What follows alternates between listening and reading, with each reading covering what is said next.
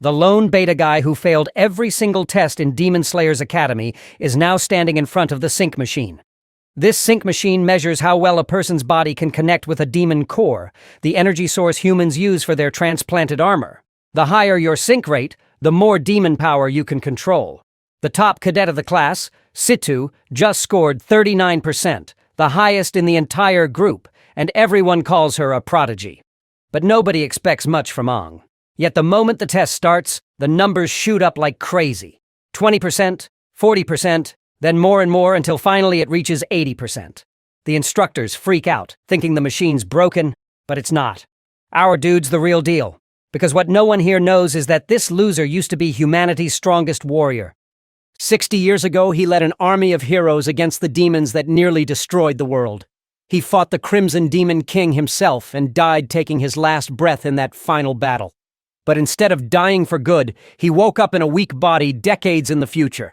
With his consciousness fading away, he suddenly awakens in the body of a warrior.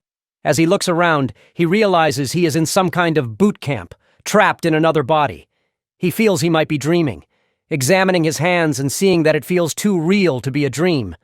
He touches his face and realizes that it's a different face, not his cool, unbeatable, charismatic, yet handsome face, and not his strong metal body. He has a meltdown right on the spot, asking who and where he is. Apparently, he's in what appears to be a boot camp in the Helios region. The commander addresses them, making sure they understand what it means to participate in the soldier evaluation. The commander keeps on talking about how they wouldn't be here if it weren't for the soldiers who died in the war and yells at the cadets, asking if they truly know what it means to be a soldier. They all confirm. The protagonist, on the other hand, does not. He murmurs to himself about how the information is not correct, but the commander hears him and approaches. He questions him, asking if he doesn't understand the symbol that soldiers represent. The commander asks for his name, but the protagonist doesn't know what to answer as he can't declare himself as the legendary hero Aang. Surprisingly, even in a reincarnated body, his name is still Aang. And this only pisses the commander off even more as he sees it as a disgrace to the righteous name. He calls him a stupid fool who has yet to achieve the foundation of a soldier's self-cultivation, then slams his face on the ground.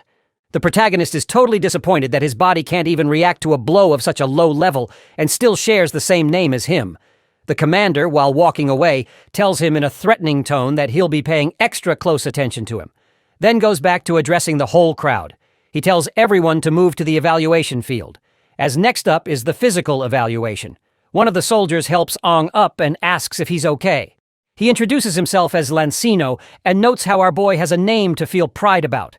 Just as he's saying this, a white-haired girl in front interrupts, mocking A for sharing the same name with the legendary hero. One thing for sure, she got a strong hate boner for our boy and his name. Her name is Situ Lo, by the way, and she walks away calling him childish, which pisses our boy off badly.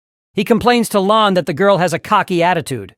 Hearing this, his freshly made friend is honestly surprised he doesn't know her. He identifies her as the most anticipated evaluation soldier of their batch, a young lady with the nickname Cold-Blooded Demon, and the daughter of the most esteemed martial family of the Helios region, the Situ noble family. Ang finds the name Situ very familiar and tries to recall where he has heard it before. His new friend picks him up from the floor, and some girl takes a picture of them from behind, calling it a truly enchanting bromance. They turn toward her and she tells them they can ignore her and continue. While the protagonist tries to keep a serious face to ask her who she is, Lan asks if she just took a picture of them, which Agu isn't the main point right now. She introduces herself as Suju Yu Hoi and says it's nice to meet them. Apparently, she saw the boys' interaction as some weird bromance scene, which for some reason caught her attention. Ang finds it unfortunate that she is not the sharpest tool in the shed.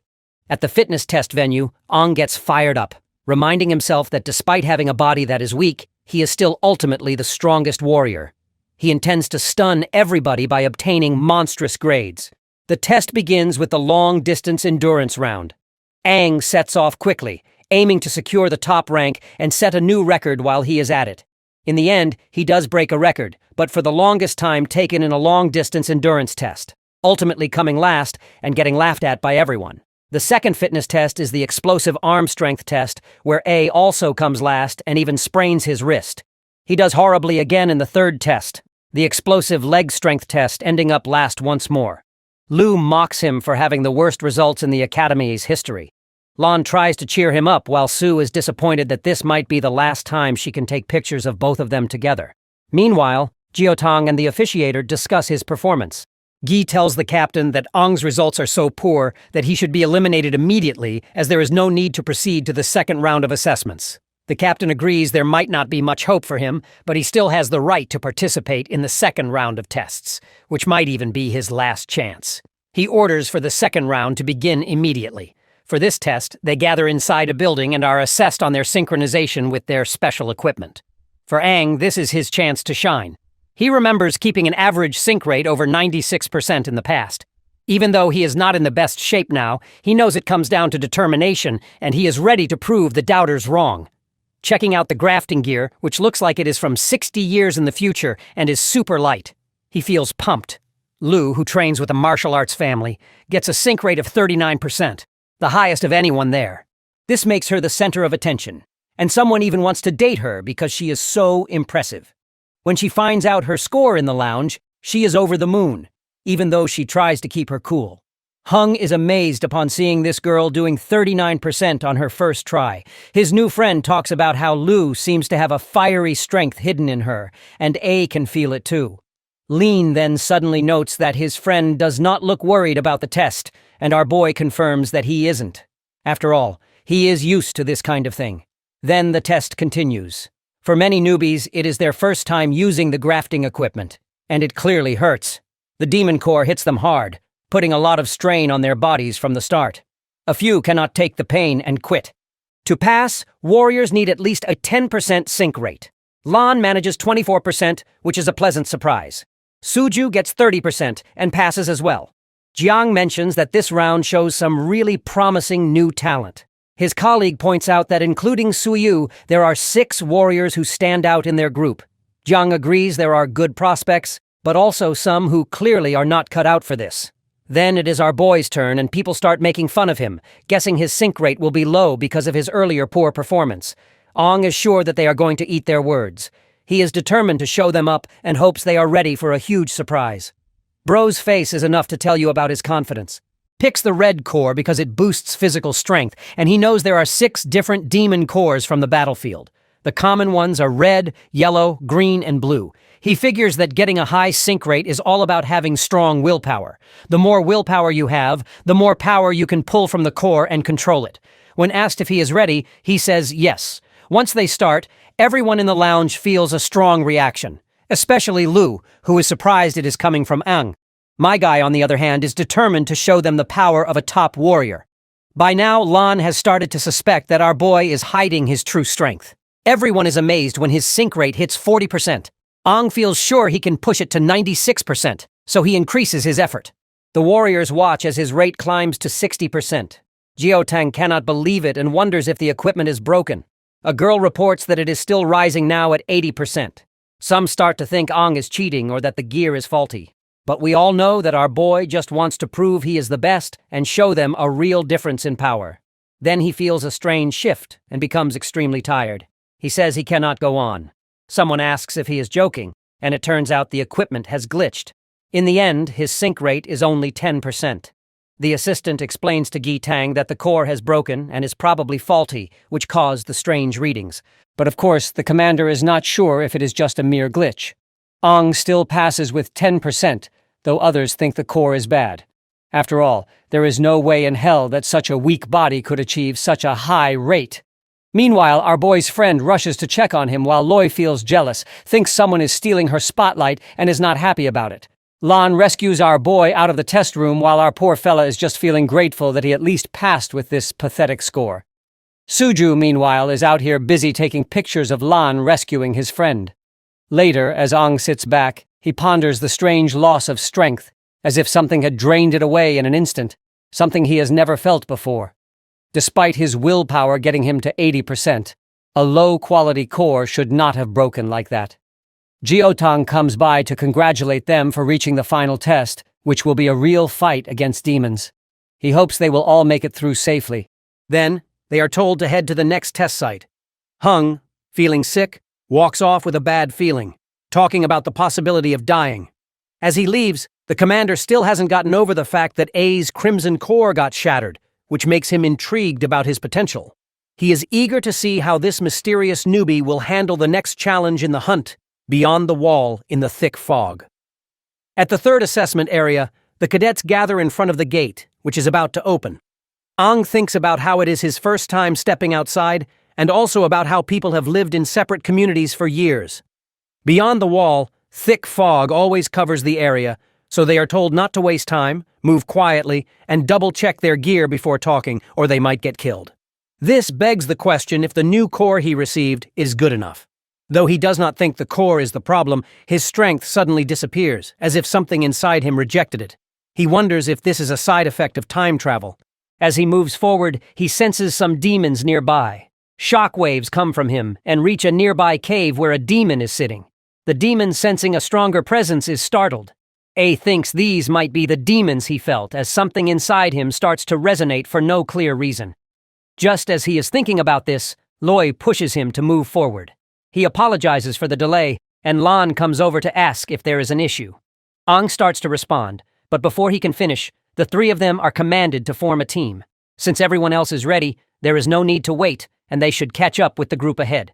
Suju wonders if teaming up with them was part of our boy's plan, but we all know that Ang never thought about it. Meanwhile, Lu was intentionally worried earlier that no one would team up with her. Looks like even she knows how arrogant she can be. Before heading further, Suju takes a photo of the group, a proof that solidifies their team. The dispelling stele is a black structure made from tough minerals. One of its minerals can clear the fog within a certain range. The examiner explains they will take the test as a team of 4. He assumes they all know the test as a fog hunt. Each team member gets a combat knife and a small fog-clearing device made from the same material as the stele. Their mission is simple. The fog hunt is the last challenge every new recruit faces in the fog-covered world. A warrior must watch out for dangers hidden in the fog. Being a warrior is more than just being strong. It means facing fears and the unknown together as a team. They have to awaken their inner hunter, defeat the appearing demons, and only then earn the title of warrior. The first team's test ends and the second team gets ready. Tata Yoshio, the leader of the third squadron, watches the contestant from the gate. She is accompanied by her fellow Joel, and Commander Ji Yaowang is there too. The woman notices several promising new talents, but is especially focused on Lu. She wants to know what her fellow seniors think about these newcomers. Joel is interested in Lu too. Coming from a martial family with good training, she could become a great warrior. On the other hand, Jioteng seems to be fixated on A. He knows by fact that there was nothing wrong with A's core, so he is still curious about what really happened during the earlier event. The woman then snaps him out of his thoughts, calls him Tang Tang, and asks what he is thinking. Of course, our brute commander wants her not to use such an embarrassing nickname. Joel, meanwhile, notices that only this woman can make our hardcore commander with that embarrassing nickname. She then asks if they have checked the demon levels, stressing that only non-finned demons should be in the exam area. Jiotang reassures her not to worry. They have been monitoring the area for days to make sure the exam is safe, confirming no finned demons are near Hilo's town. Joel also adds that even if a finned demon shows up, they will step in to protect the future warriors. The next group's test finishes, and it is time for the 10th group. Lu, who is in this group with Ang, gets ready to start. As our boy picks up the small container, Lu grabs it from him and makes a run for it, excited to show off her skills. Ang wonders why someone would be so eager to impress, and everyone quickly follows Lu, jumping to put the container in its spot. Tata Yoshio can tell that Liu's recovery core is impressive, pointing out that her dexterity matches the blue agility cores, which shows her martial family background. Soon, demons start attacking. Ang suggests his group to fight the demons, and Lan jumps into action, throwing a powerful punch. Jiang is impressed by Lan's prowess, who is doing a great job and has already mastered his core strength.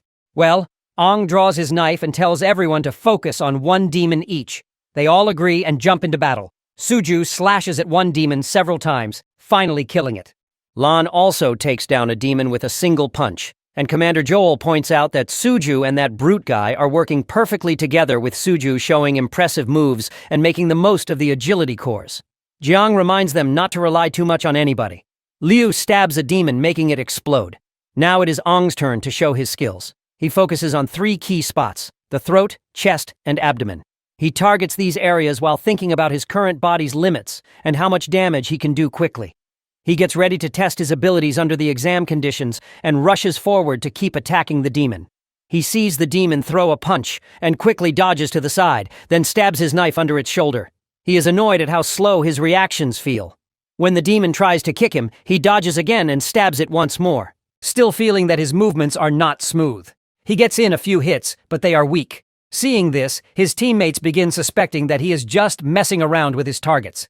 Meanwhile, Suju takes some pictures, hoping to catch everything on camera. Lu stays silent, but thinks Ang is purposely showing off.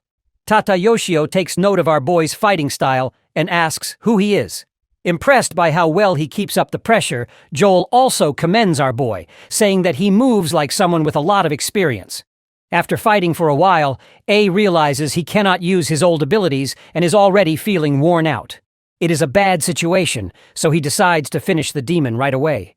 Just as he rushes in, something else suddenly appears and takes out the demon first. Suju wonders about the strange roots that show up during the fight. Then, out of nowhere, a one-finned demon appears. Sensing real danger, Jiotang tells everyone to fall back, and they do so quickly. The other two seniors also step up to fight the one-finned demon. Tata Yoshio tells the hunters not to panic and to stay with our commander, who promises to protect them until they reach the town. The one-finned demon can sense that one of the humans feels like a demon. Aang and his three friends are stuck. Confused by what it means, Liu worries that the earlier demons are nothing compared to the one-finned demon who imposes such a damning threat that they'll be killed for even a single mistake. Aang realizes that in his current body, he cannot handle a one-finned demon. Terror sets in when he thinks about fighting such a powerful enemy as a normal warrior. The demon easily disables all four of them and starts hauling them away. Tata Yoshio and her fellow chase after it, but the demon dives underground with the four, and Joel yells for everyone to follow. After a while, the trail ends suddenly. Tata Yoshio wonders how a one-finned demon could show up so unexpectedly, especially since Gitong had checked this area for days and never missed anything before. This has never happened until now. Jiang arrives, demanding to know where the four warriors went and why everyone stopped tracking the demon. Joel suggests he relaxes because the enemy vanished. The lady points out that the one-finned demon likely went deeper underground and they should not rush in since nobody has explored that area yet. Remembering how he lost his brother, Gitang slams his fist into the ground, blaming himself for putting the four in danger. Joel, meanwhile, suggests going back to town, guessing it is probably in chaos by now. He wants to send out search teams to make sure there are no more one-finned demons roaming around. The lady also agrees to not stress this unprecedented situation, especially since no one saw this coming. She wants Jiang to stay calm, even though she knows it is difficult for him. Jiotang stands up and says he will keep looking for the four warriors alone, telling them not to worry. Joel starts to object, but the lady cuts in, telling the commander to return before sunset. The commander agrees, then heads off into the fog. She is sure as hell that there is no changing his mind. Joel recalls how once demons took the commander's younger brother years ago, and he still blames himself. Tata Yoshio notes that if Jiotang's brother were alive now, he would be about the same age as the four captured kids.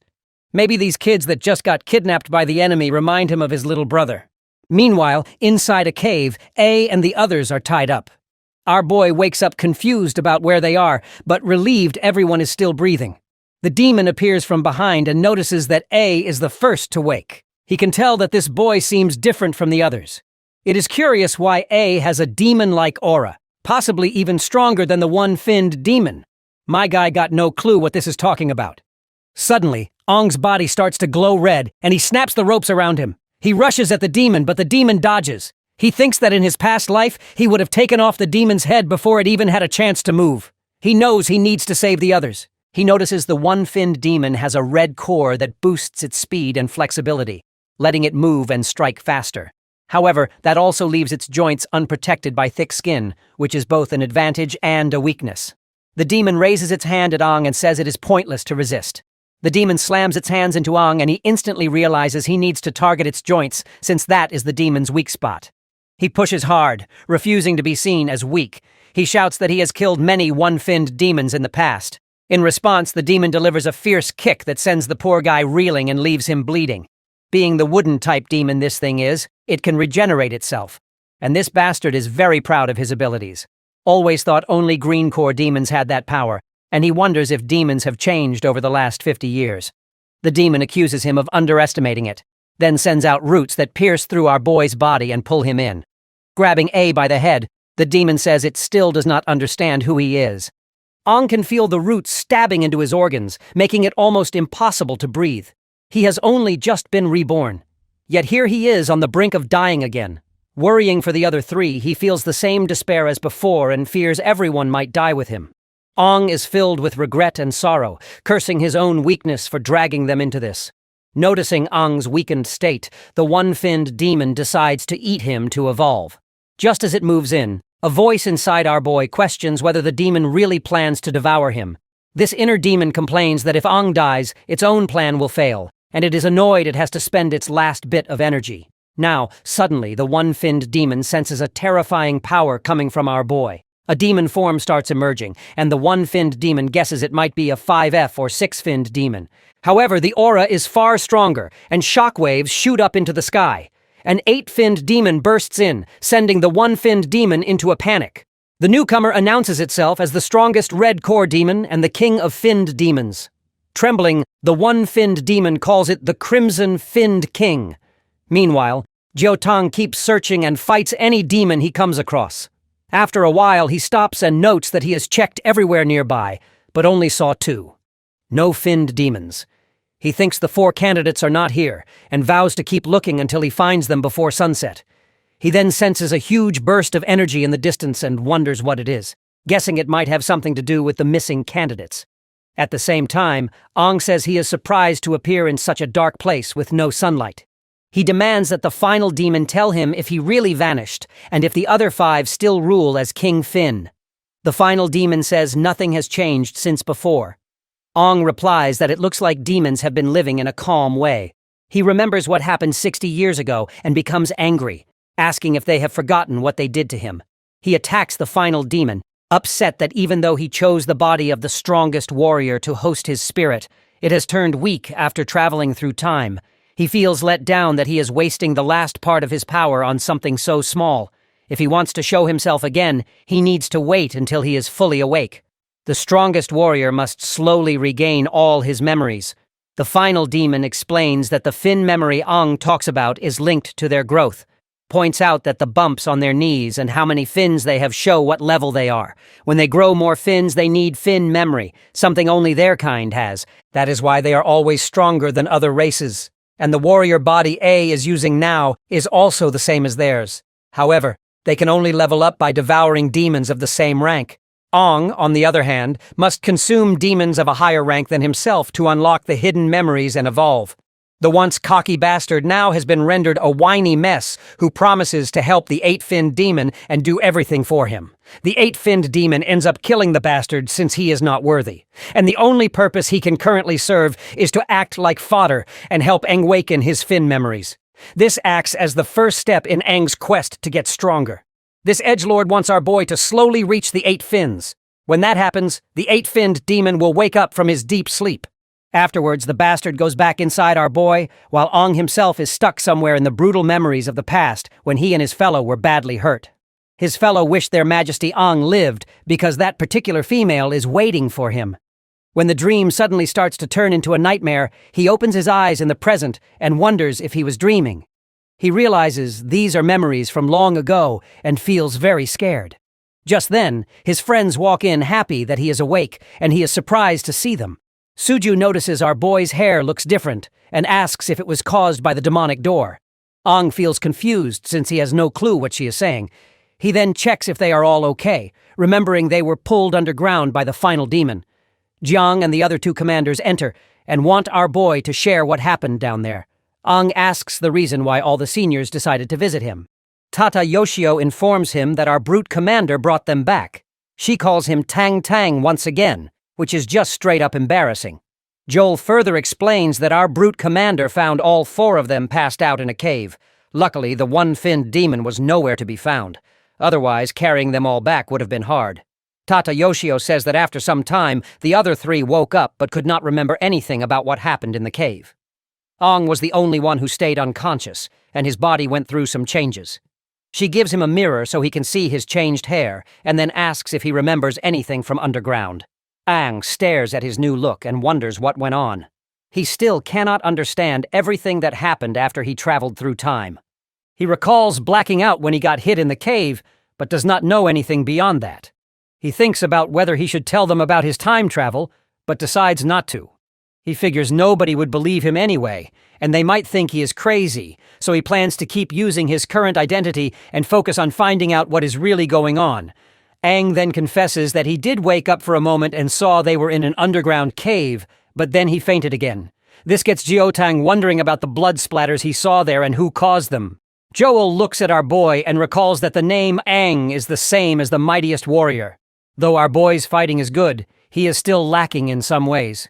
He then asks if Ang has ever fought demons before.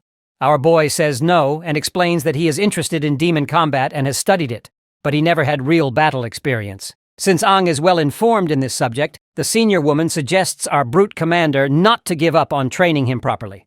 Moving on, Ang asks what happened with his warrior test. Su says they passed and are now on the stilt team. Lon adds that due to recent events, Gitong formed them into a group of 4. Liu also chimes in mentioning that they are behind compared to everyone else. Jiang explains they need to do missions to earn points, and because Ang was out cold for 3 days, they have no points so far. Ang is shocked he has been unconscious for that long. The next day, the 4 of them stand in the town in their new uniforms. People talk about the new warriors who came in 3 days ago. Jiotang shows up, congratulates them for becoming official warriors, and praises them for surviving a run-in with a one-finned demon. He says he will be leading their squad, which is one of 9 under his command, and hopes they can do well against the other squads. Ang thinks the rules are tougher than before. Lon asks if Ang really never heard of the squad ranking system. It seems like Ang is a newcomer and does not know much, and right now, they are at the bottom of the list. Jiang explains how the leaderboard works and adds that squads at the bottom get monthly punishments like cleaning duty until the next rankings are out. Hung realizes that might explain why the town is so tidy. Jiang names Lu as the group leader, and no one seems to have any objections except our boy. He doesn't voice his desire to become the group leader and lets Lu be happy about his new job. Jiang then instructs them to pick missions from the board and get used to using their nano wings in fights. He says they can talk to him if they run into any problems. When Jiang leaves, Lu suggests they look at the missions because they have a lot of catching up to do, but the photographer girl says there is something more important first.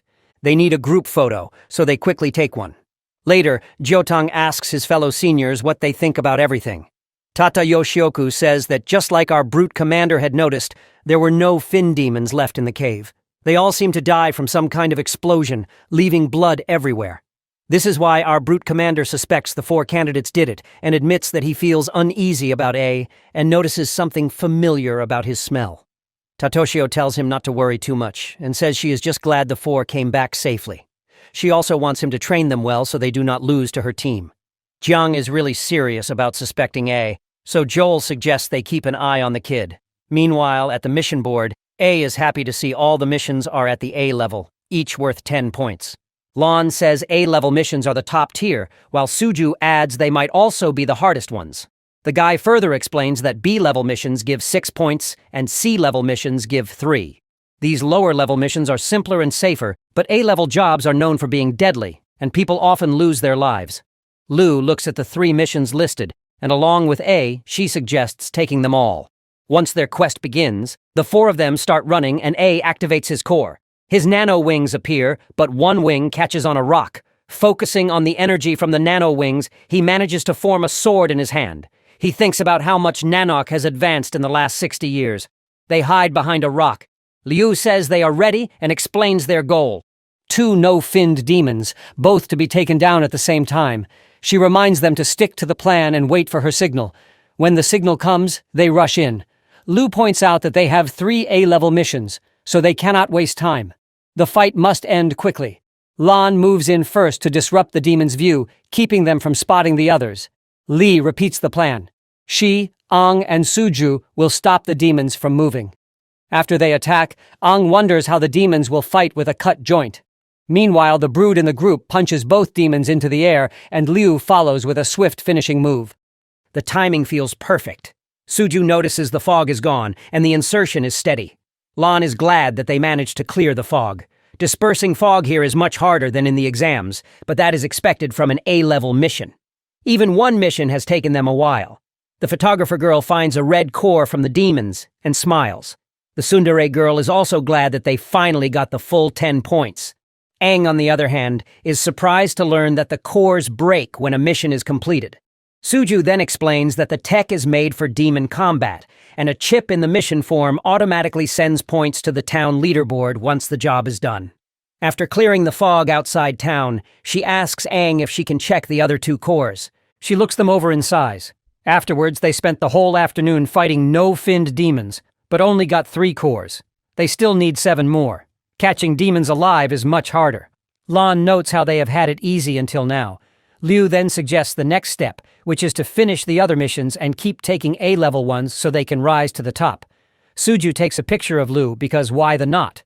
Lan, meanwhile, is hoping to take the first position so the other squads will not think they are weak. Aang also suggests the same, and since the other squads are also earning points, they need to move fast to stay ahead. The ones who act first succeed, and those who hesitate get nothing. Even though he is over 50 years old and has lived 2 lives, he feels energized around them. Their drive makes him feel young again. He suggests one more mission before sunset, and Suju and Lan agree. Liu notices Aang is starting to take charge. Lan has already taken down a few more demons and says they got 3 more. Liu reminds him they are almost out of tranquilizers for no-finned demons, and each squad has a limited supply. As Liu checks her gun, Aang takes a closer look. She explains it is a nanotech tranquilizer gun designed to capture demons alive. Aang recalls that in the past, catching demons meant knocking them out by force, and researchers always complained about brain damage. Lan says they are lucky to have caught these ones, especially since they used up all their tranquilizers. They ended the mission after defeating a whole group to capture 3 alive, more than 10 demons in total. Sui stretches and reminds them that warriors must be back before sunset or face punishment, recommending that they head back. Hung wonders if he even has a place to return to in this era. Liu says she needs to hurry home, too. All that is left is to set the GPS so researchers can find the spot. Once they collect the demons, the mission will be complete. Just then, Aang asks if anyone else feels the strong killing intent. In that instance, red beams shoot out from behind, hitting the demons and killing them instantly. A masked boy steps out and says he will not let them finish their mission. He claims his squad is supposed to handle all A-level missions and demands to know who allowed Liu's squad to take them. Wonders who these new people are. They look like bad news, and the leader of the guild reveals that they belong to the Black Gun Squad seniors in their group. He asks a girl on his team how many squads joined this mission, and she responds that there are 3. The leader scolds Aang and his team for not greeting their seniors. The 4 members of the Black Gun Squad land nearby and accuse Liu's team of taking A-level missions without their permission. They think Liu's group is disrespecting them. Of course, our Tundra lady is angry that they killed the demons she and her friends worked so hard to capture. A boy from the Black Gun Squad asks who leads Liu's group and why that person did not come to say hello. Liu, on the other hand, charges in to kick him, but he dodges and asks how she dares attack her seniors. In response, Liu expresses her disdain for these so-called seniors. Lan and Suju step in hoping to calm them down. The photographer lady raises the concern that the Black Gun Squad is being unreasonable and wants to know how they can just kill the demons her team caught. The boy shrugs, saying this is part of the competition and calling them naive. This only serves to fuel Liu's anger. Her teammates try to hold her back, and they also ask Aang to step in and settle this peacefully instead. But my guy runs forward, kicks the smug boy to the ground and knocks off his mask. He has never heard anything so shameless before and asks if they know how hard it was to capture those demons. His both friends are shocked, but Liu, as expected, seems pleased. The boy, now unmasked, tells Aang to get ready for a fight. Liu also wants to fight. Just then, Jiotang appears and stops the both parties, pushing them apart. The commander is looking annoyed, reminding them that the sun is setting and warns them not to stir up more demons. But that scumbag boy says his team is the victim who got attacked by our boy. But our photographer girl was ready for this moment and showed photos of the Black Gun Squad killing the demons that Liu's team had captured. Lan asks when Suju took these pictures. Jiang reminds our team that they shouldn't have taken the A-rank mission. In defense, Liu reports that they were about to finish it until the Black Gun Squad got in the way. Well, the commander brushes off the entire ordeal, admitting that the Black Gun Squad had similar run-ins when they were new too, so he is not going to do anything about this situation. It is up to each squad to deal with these problems. All that matters is earning points at Katada. Direct harm or risking other warriors is not allowed, but everything else, like messing up someone else's mission, can happen. He reminds them that these rules are the same for everyone and they will see worse things in the future. He only stepped in because it was almost dark, so he told them to head back to town. He calls out the Black Gun Squad because it is embarrassing that they were getting bested by a rookie team. As the boy leaves, he asks for Aang's name, and our boy generously gives it. And the boy, looking unsettled, turns to his teammates, recalling how A's name matches the mightiest warrior. He vows not to let our boy and his squad gain easy points. He also wants A to pay for the cut on his face and the humiliation. Then he puts his mask back on and leads his squad away. Jung notes the Black Gun Squad is not the top squad, but they act fast and might try to mess up Lu's group again. Their leader also uses a gun, and though the boy did not show it, Jiotang admits the boy is strong for a newcomer. A real fight might go either way. He then orders our team to return to town. Lu looks at our boy and asks why he was so reckless. She also thanks him for his kick. Lan invites his friend to his place for dinner, but Aang turns him down. This makes the musclehead wonder if our boy has some secret plan. Well, Aang admits that he does, planning to go after 3 more demons today. Later at night, the speakers go off, warning everyone not to leave the tower for their own safety. Aang stands off to the side, thinking that he's only heard the announcement and hasn't seen anyone walking around. He figures that with the town locked down, there isn't much to do, so he plans to check out his home once he's done with his secret mission. He notices that security at the main gate is loose. There's only 1 guard, so he guesses they might be short on people or not expecting anyone to leave at night. There's a gap in the gate wide enough for him to slip through, so he gets ready to head out. Right then, Loi shows up. She already knew that he would do this. She seems excited and reminds him that she caught on when he hinted earlier that he would go out at night. For once, her sharp perception and attention to detail really makes our boy worry.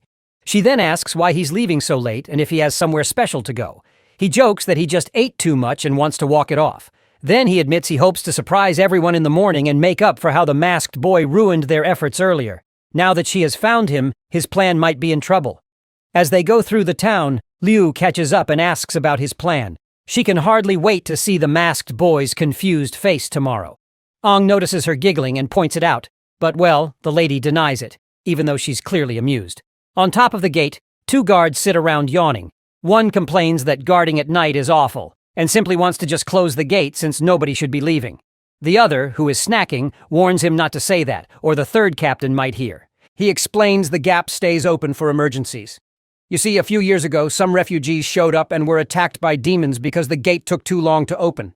So now, every town leaves a gap just in case. The 1st guard apologizes and the 2nd tells him not to worry, as they will get used to their grueling job.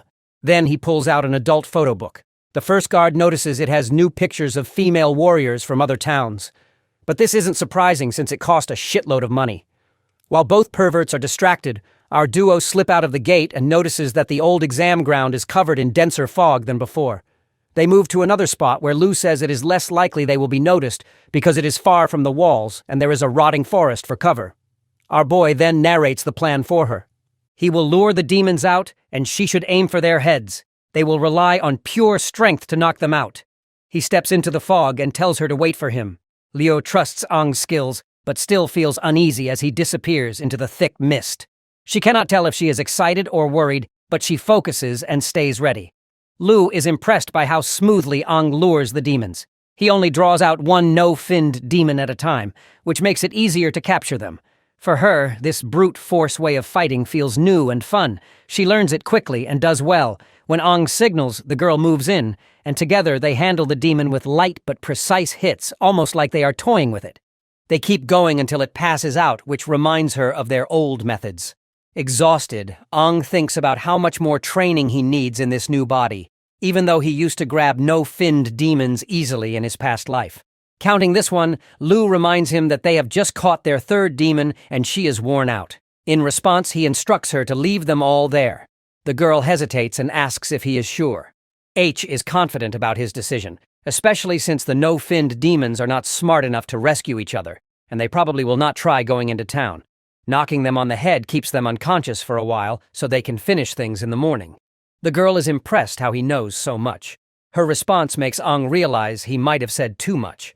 Suddenly, two one-finned demons appear, clearly smelling the humans nearby. Ong is worried that two of them have shown up at once. He knows he and Lu are not ready for that kind of fight. An alarm goes off in the town and the three of the seniors rush to the top of the gate. Joel reveals to the guards they have spotted one-finned demons, so they better use the spotlights. Tate Yoshu asks if they are the same demons from the exam. Jiang confirms that they are not the same ones. The guards spot the two one-finned demons, prompting Joel to wonder if something is pulling them closer.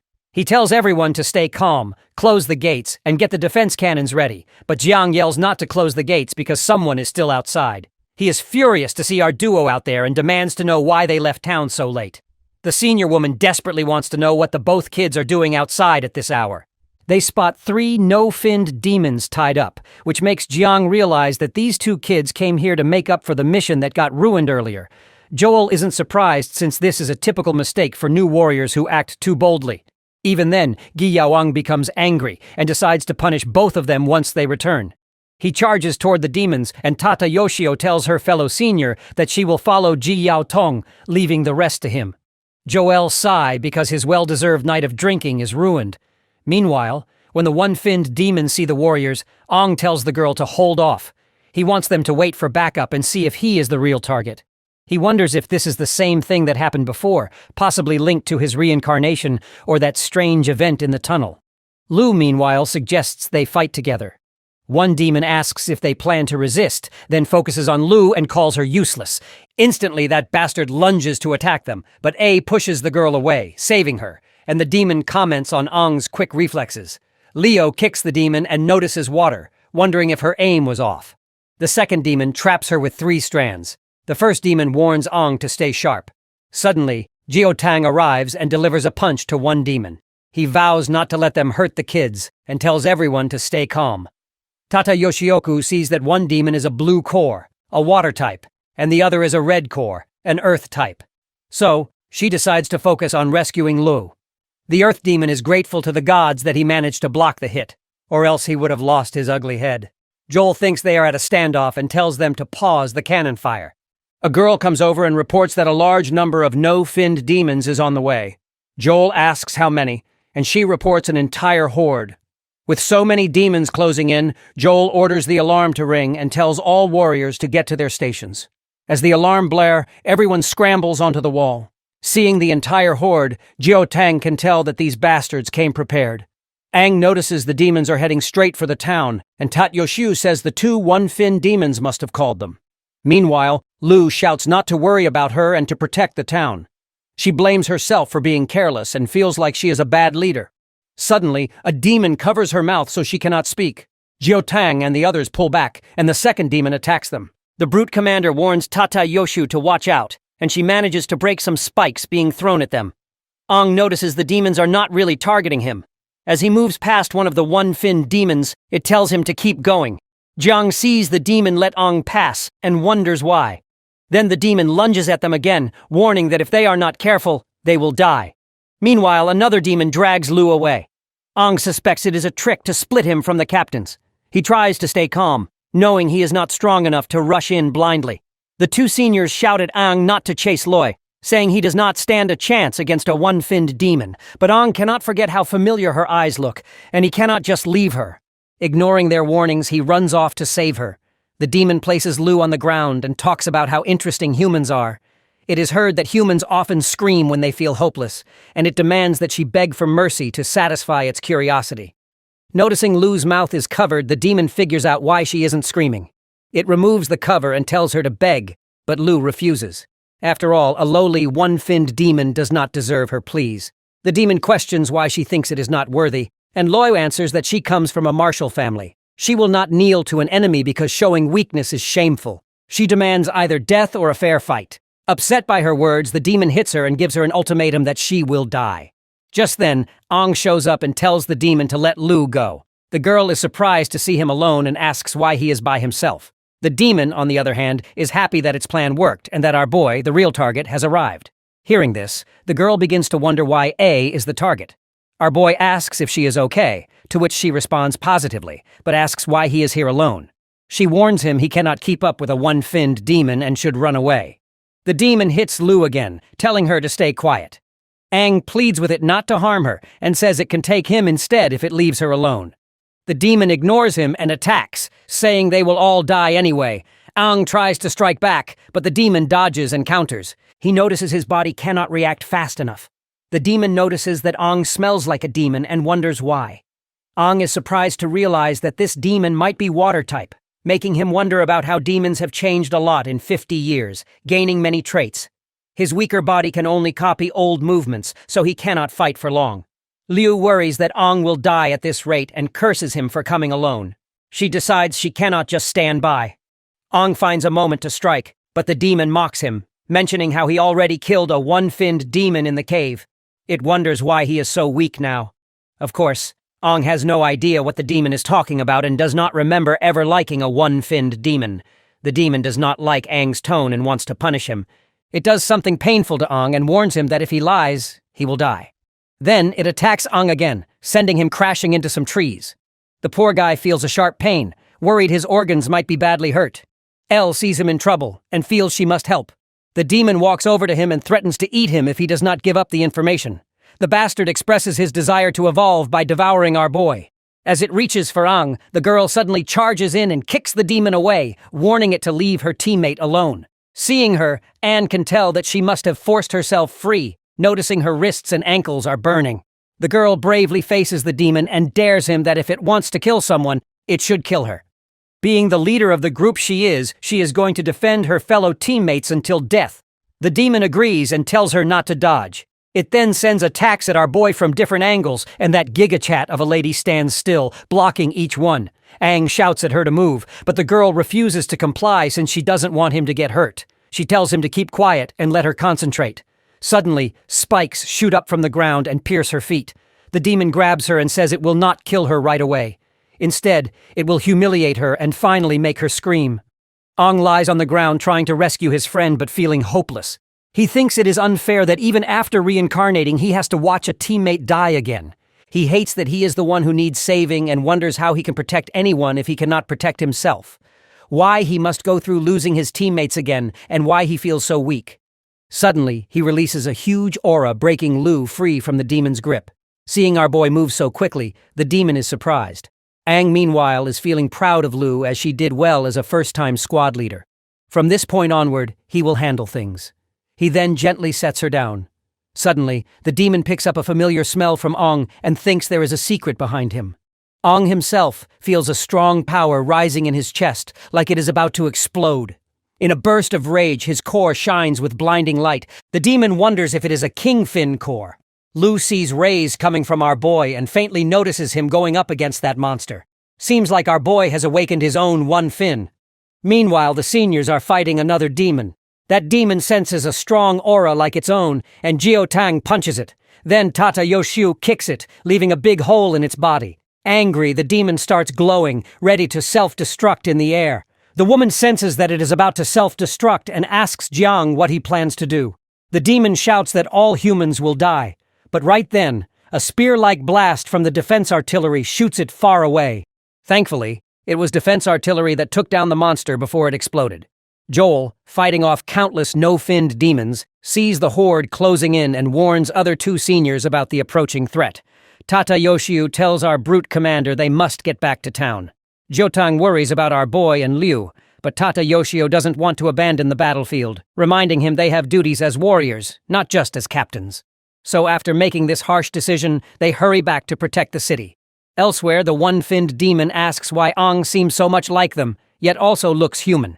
It is confused by our boy's human fins, which should be impossible. Aang wonders if his reincarnation gave him demon powers. Then he uses a healing power on Lu. Seeing our boy effortlessly healing the girl, the demon is shocked and asks him if he is wood-type. While this healing power is likely because he absorbed a one-fin wood-type demon. If he defeats and absorbs a one-fin water-type demon, he might gain water powers too. The demon is stunned by Aang's strength, which it has never seen before, makes roots appear behind him, and says he wants to take the demon's power for himself. The demon panics when it realizes Aang has absorbed a wood-type demon. Seeing this panicking, my guy takes great pleasure since he never saw a demon act afraid in his past life. He steps closer and tells the demon to use its full strength, wanting to measure its power. The demon seriously wants to know whether our boy is a human or a demon. As he says this, the bastard promptly charges at our boy. Since he possesses all the abilities of wood-type demons, he summons vine-like tentacles that grab the demon. The demon, in pain, decides to use its hidden move too. It swings its water whips at Aang, but my guy dodges. The demon rushes in again, saying it will not show mercy. As it fights, it brags that Aang will never understand real demon power. It delivers a strong kick, sending our boy crashing into the trees. H admits he does not fully grasp the demon's strength, but if the demon knew how fast he can learn, it would realize he is the mightiest warrior. He knows he has to keep adapting to win. The demon expresses shock regarding his wood-type healing, and Aang immediately catches on. He attacks again, trapping the demon in its roots, then grabs its face and says he is tired of this fight. The demon feels something strange inside itself just before its body bursts apart, leaving behind only its face and a water crystal. The demon claims it can dissolve its body and survive, but Aang points out that its core cannot escape. An overconfident demon is still doomed once its core is gone. He pulls out the demon's water core and reminds this lowly runt that even a 7-fin demon dies if its core is destroyed. With that, my guy crushes the water core and drinks it to take in its power. After chugging it down, he notes that the demon essence he just drank does not taste bad. The demon inside him urges him to devour more demons and kill the humans. As he tries to resist that voice, he even swings at Loyu's shield in an attempt to devour her. But the real Aang within this body cannot imagine hurting his own teammate, so he tells the demon inside him to stop. He wants to save Lu, not kill her.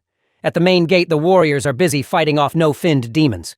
Lan notices our duo is missing, prompting Suju to say she heard rumors that 2 warriors snuck out and were targeted by a 1-finned demon.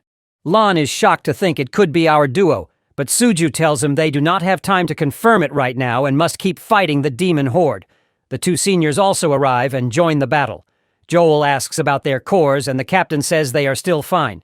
Mid-fight, Joel feels glad to report that since they already took down one 1-finned demon, the regular demons are less coordinated, acting like a group of panicked creatures, so he wants to use that opportunity to scare them off and buy time. The other 2 seniors agree. They leap from a high spot and release a huge blast with their cores. Tata Yoshu recalls this is the 2nd time they have pushed their cores so far, and Gi Yaotang wishes his fire core had more stamina so he could maintain this level of power. Joel comments on how dangerous the explosive red core can be, then dives in, slicing through demons from above. Su watches amazed by how strong a captain's attack can be.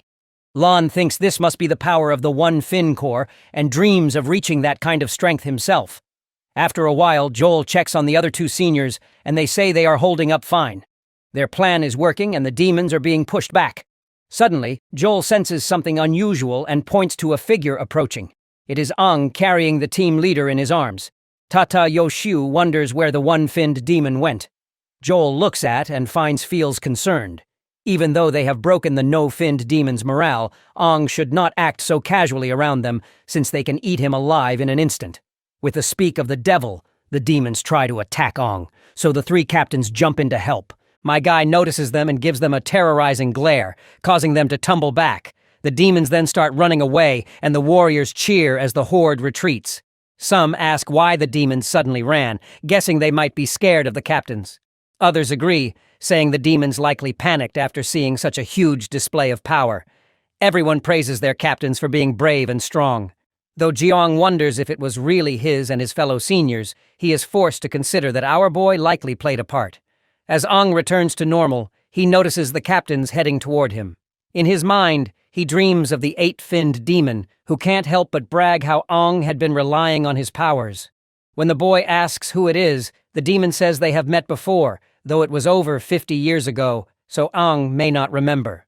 Our boy realizes this demon is one of the 8-finned demons and asks how many exist.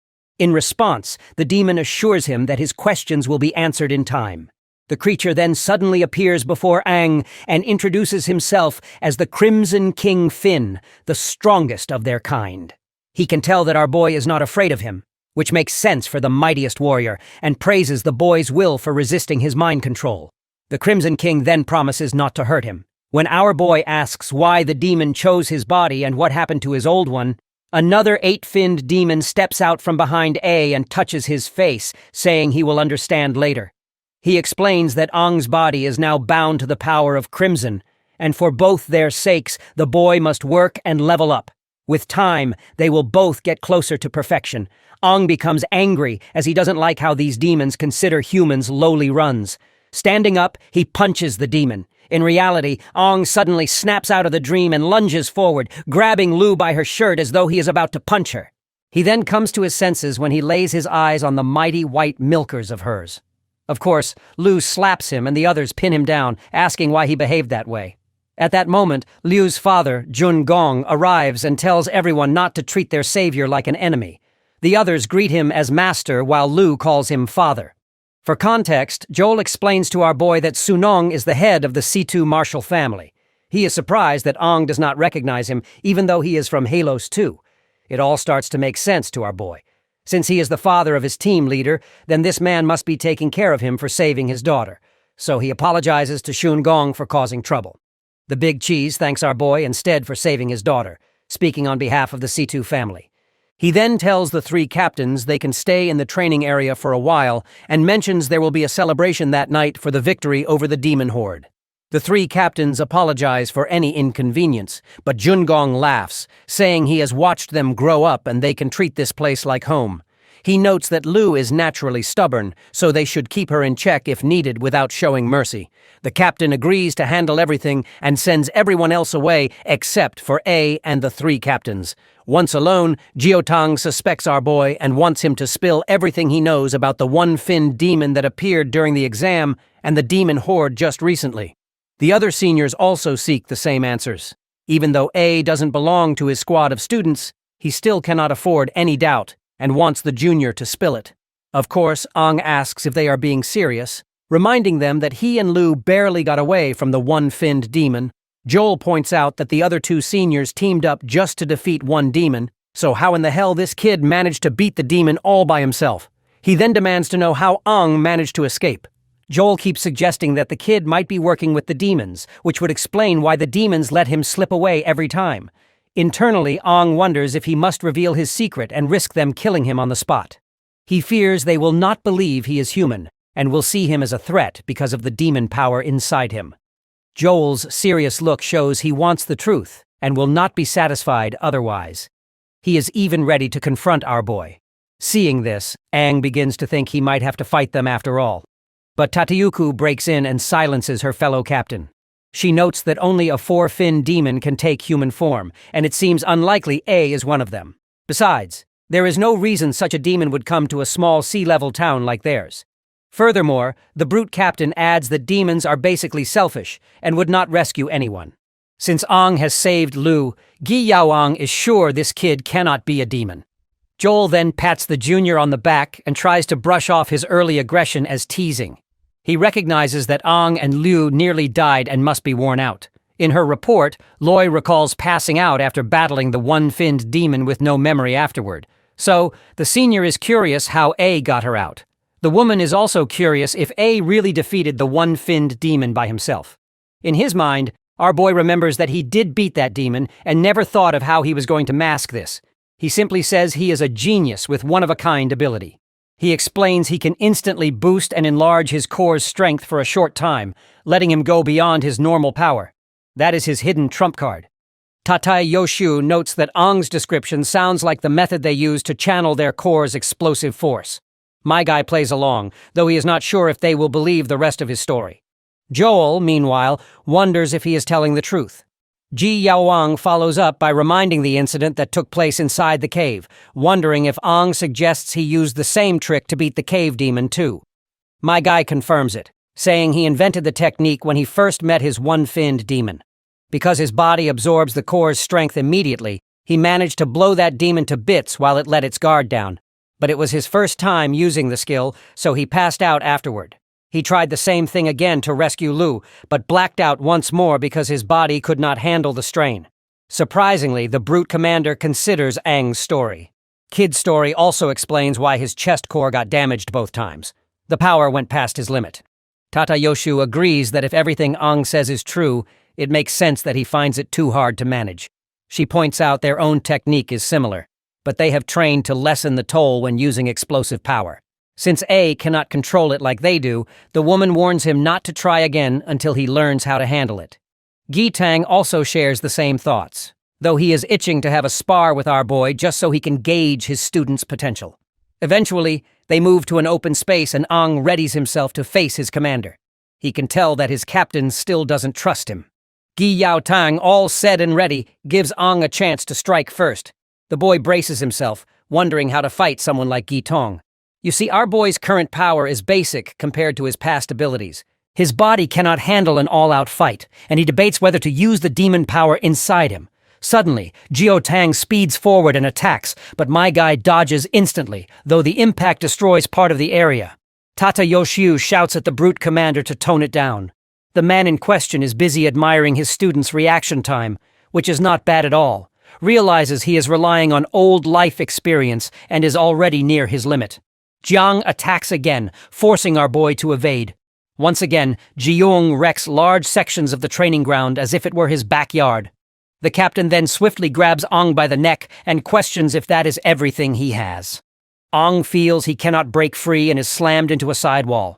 Jewel watches and doesn't like how the captain is going too far, suggesting they stop him, but Yoshio is sure that our brute commander would not hurt someone for no reason. The big brute keeps mocking his student and questions if he really deserves to be called a genius and cannot stand being looked down upon. He remembers being called a king by warriors and thinks if Jiang knew who he really is, he might treat him differently.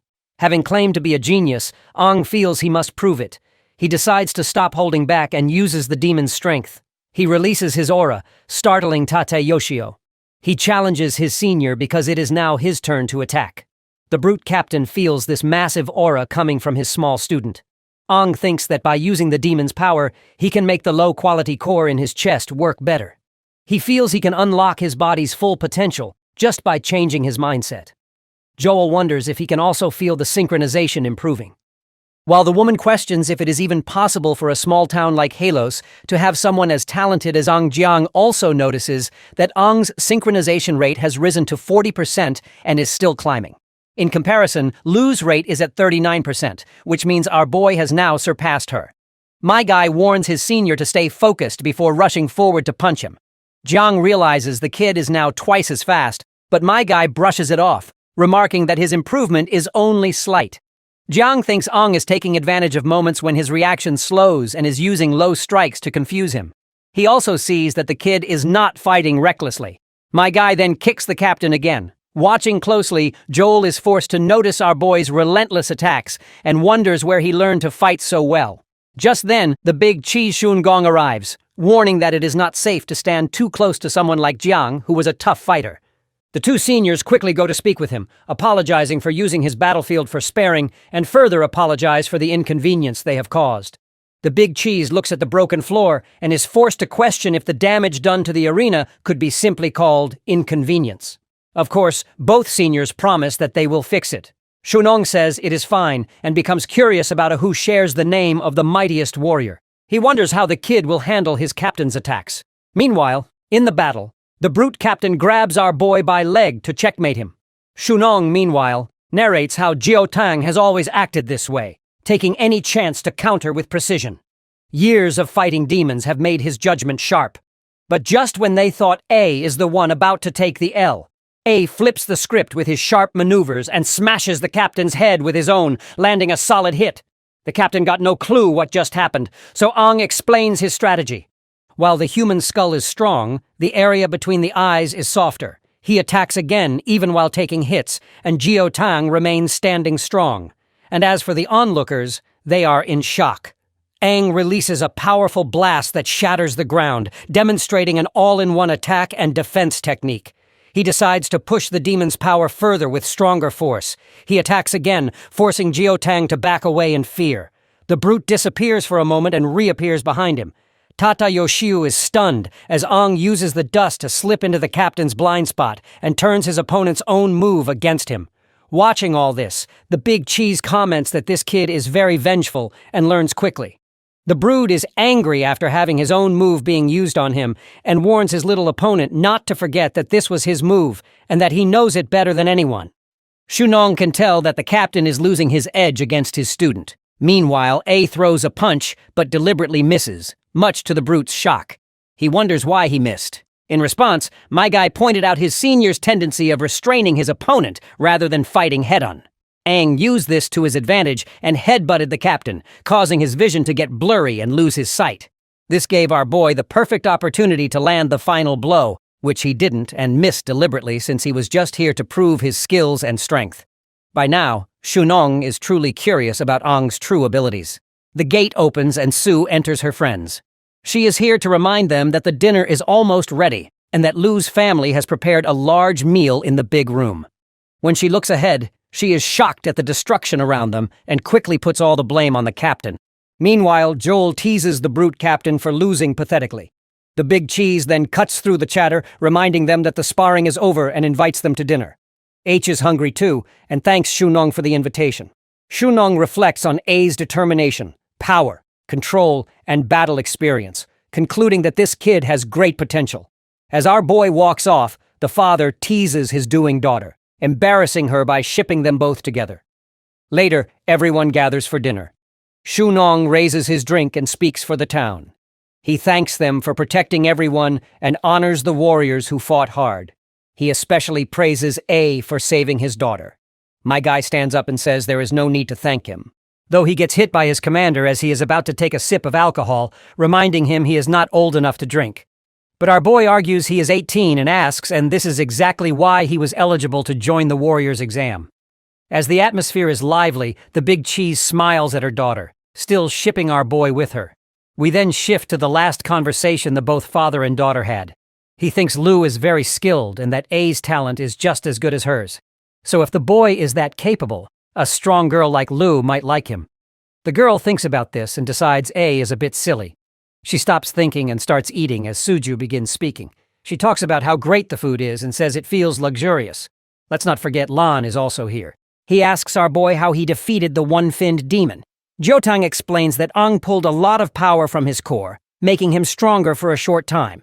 Tata Yoshu adds that it is like how captains use their core, but Aang took a big risk to get that power to escape death. It was very dangerous without training and hurt his body a lot, and using it again could damage him permanently. Furthermore, letting A and Shi Yaoang spar was eye-opening. The kid's power is surprising, but he needs more training or his body might break. Internally, our boy knows that if he told them he absorbed cores from 2 one-finned demons and has wood-type healing powers to recover quickly, it might be too much information. He decides to play along and keep the real info all to himself. He confirms the captains were right, which is why he passed out. It is clear he needs to train his body more. Lan is surprised at Aang's abilities and says how incredible he is, hoping they will not fall behind. Lu also is amazed by his skills and now understands how he was able to save her. The brute commander then reveals that they meant to punish A and Lu for messing up the mission earlier, but since they beat a one-finned demon, they let it go. He warns them not to act like that again. Joel also reminds them that there is no time to relax because the squad competition is still on. Speaking of which, Tata Yoshioku points out that Lu's squad is in last place and needs to try hard from the next day. Well, my guy is sure that his squad will be at the top. A month later, the squad competition is in its final intense phase. To get more points, squads go for A-level missions, which are tough. Leo talks with her squad and decides they will target a fattened sheep for high points and challenge other groups. The leader of the Black Gun Squad mocks our tsundere girl for making such bold decisions of challenging them, reminding her of the kick she got last time. Lu doesn't take the guy's crap and challenges the bastard for the 10-point duel. The bastards are more than willing to accept the challenge. They are ready to settle the score with our squad for what happened before. The scene moves to the town sparring arena where everyone hears about the duel and talks about it. The Black Gun Squad leader reminds our party that the audience is growing and it is not too late to back out. He warns that if the Black Gun Squad looks like they are bullying Lu's team, it will look bad on them. Well, my guy believes that the outcome is still unclear and they better settle it with fists instead of empty talk. Luckily, the opponent's team's vice leader is a girl who can handle our squad along with Lu. Or at least that's what these scumbags think. My guy tells his opponents not to underestimate Lu just because she is a girl, since she is far from average. As usual, the photographer lady begins taking pictures, making sure she catches every badass fighting sequence Lu is about to show. Lu tells her female opponent to finish the fight quickly to get the 10 points fast. It looks like the vice leader already knows Lu is from the Situ family, so she hopes she shows something interesting. Liu charges to attack, but the girl blocks her strike. The girl wonders how Lu, a green core recovery type, can move as fast as a blue core agility type. Loi disarms the girl and says that while veteran teams have more experience and use team tactics, their individual skills often are not enough. Fighting as a team works, but personal skills matter too. The sting of our girl's attack is painful, and it doesn't take the opponent to realize Loi pumped power into her muscles, making them spasm. Seeing her wide open, Lu takes the chance to attack the girl multiple times. The leader of the scumbag team is utterly devastated to see his team taking L. Meanwhile, Liu makes the girl fall and reminds her that the Situ family is great at physical moves. The crowd praises her impressive performance while the opponent is in utter disbelief. After losing 10 points, he decides to challenge our party for a 20-point match. Of course, Our Lady accepts the challenge, excited to get 20 points, but this time and decides to handle things while she takes rest. The disturbing boy tells Ong he is not good enough and wants to go after Lu. My guy reminds this scumbag that since Lu is the leader, the opponent should beat him first to prove he is worthy to challenge her. The man does not even seem confident to face Ong, but it does not matter to him. He threatens to beat our boy so badly that even his mother will refuse to recognize him. Aang's teammates are shocked by the threat while Suju gets ready to take a good photo of the fight. H and the boy take their spots on the battleground. The man draws his gun and shows he switched to training bullets. He assures our boy that the bullets will hurt, but will not seriously injure him. Well, it seems like training bullets are something new to our boy. After all, warriors in the past used real bullets from the start. Anyhow, he teases the opponent not to miss his shots. A member of the Black Gun Squad says this is what rookies say and that their leader has great aim, making A feel embarrassed. The Black Gun Squad leader warns Ong that too much confidence may get him killed one day. So he allows our boy to choose any weapon he desires. After all, he doesn't want Ong to accuse him of bullying. Speaking of weapons, our boy remembers the unique weapon he used to possess in the past. Since he doesn't have that, he decides to fight with his fists and questions his opponent if that is acceptable. Of course, that cocky runt is shocked, and his teammates wonder what A is planning. The bastard even starts to laugh and asks if A really wants to fight without a weapon. He thinks all rookies are cocky. Nonetheless, he agrees with our boy's demands. Though he reminds Ong that even if a lion were hunting a rabbit, he would not hold back. Similarly, he promises not to show mercy and to get back the points they lost. Well, it seems like our boy got a perfect chance to train the demon inside him and use its strength. As the battle continues, he dodges the bullet and charges at the man, but that dude calls our boy an idiot for charging ahead and shows a guided missile in his right hand. He fires many bullets, and Ong realizes these high-speed bullets are hard to dodge, even for agile demons. Though he is glad he chose this opponent because it lets him test his skills. He uses his water skills to attack. People watch as A dodges the bullets smoothly like water. After having his attacks dodged, the bastard threatens our boy with the trump card he is holding. A Black Gun Squad member thinks their leader's gun is great at storing power and adding energy to bullets for stronger shots.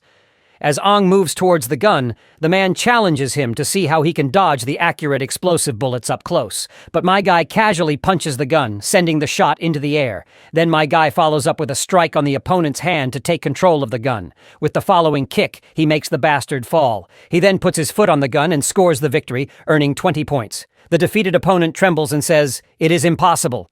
Lan and Mina praise our boy for his performance. Lo, not clearly seeing what happened, wonders where Ong learned these skills. The squad gets 30 points from their fight with the Black Gun Squad and catches others' attention. Soon, many more warriors, including older squads, come to challenge them for the thrill of winning. Lu's squad takes these challenges with points at stake. They win more than they lose, and their points rise quickly. By the end of the month, despite other squads being jealous, Lu's squad is at the top and makes it to the finals. Eventually, the final competition will be between 3 squads. The scene then cuts to the Coliseum where the final battles are supposed to take place. The 3 seniors are making their way to the Coliseum, and Joel gets emotional every time they go back to the ruins at the end of the month. Watching their squads improve step by step is really heartwarming. The woman is just fascinated by how Lu's squad jumped to the top of rankings in just a few days by beating 8 teams. She heard they used their points strategically to challenge other squads and won most fights, though she believes that this method is silly and asks our brute commander to stop it. But Jiang says they earned points through their own strength, and there is no reason to stop. He adds that with Ong and Lu on their team, they are already strong. He has secretly watched some of their fights and saw that the other two members are also good. As they arrive at a gate, Joel recalls it has been years since a new squad entered the finals, causing a lot of noise outside.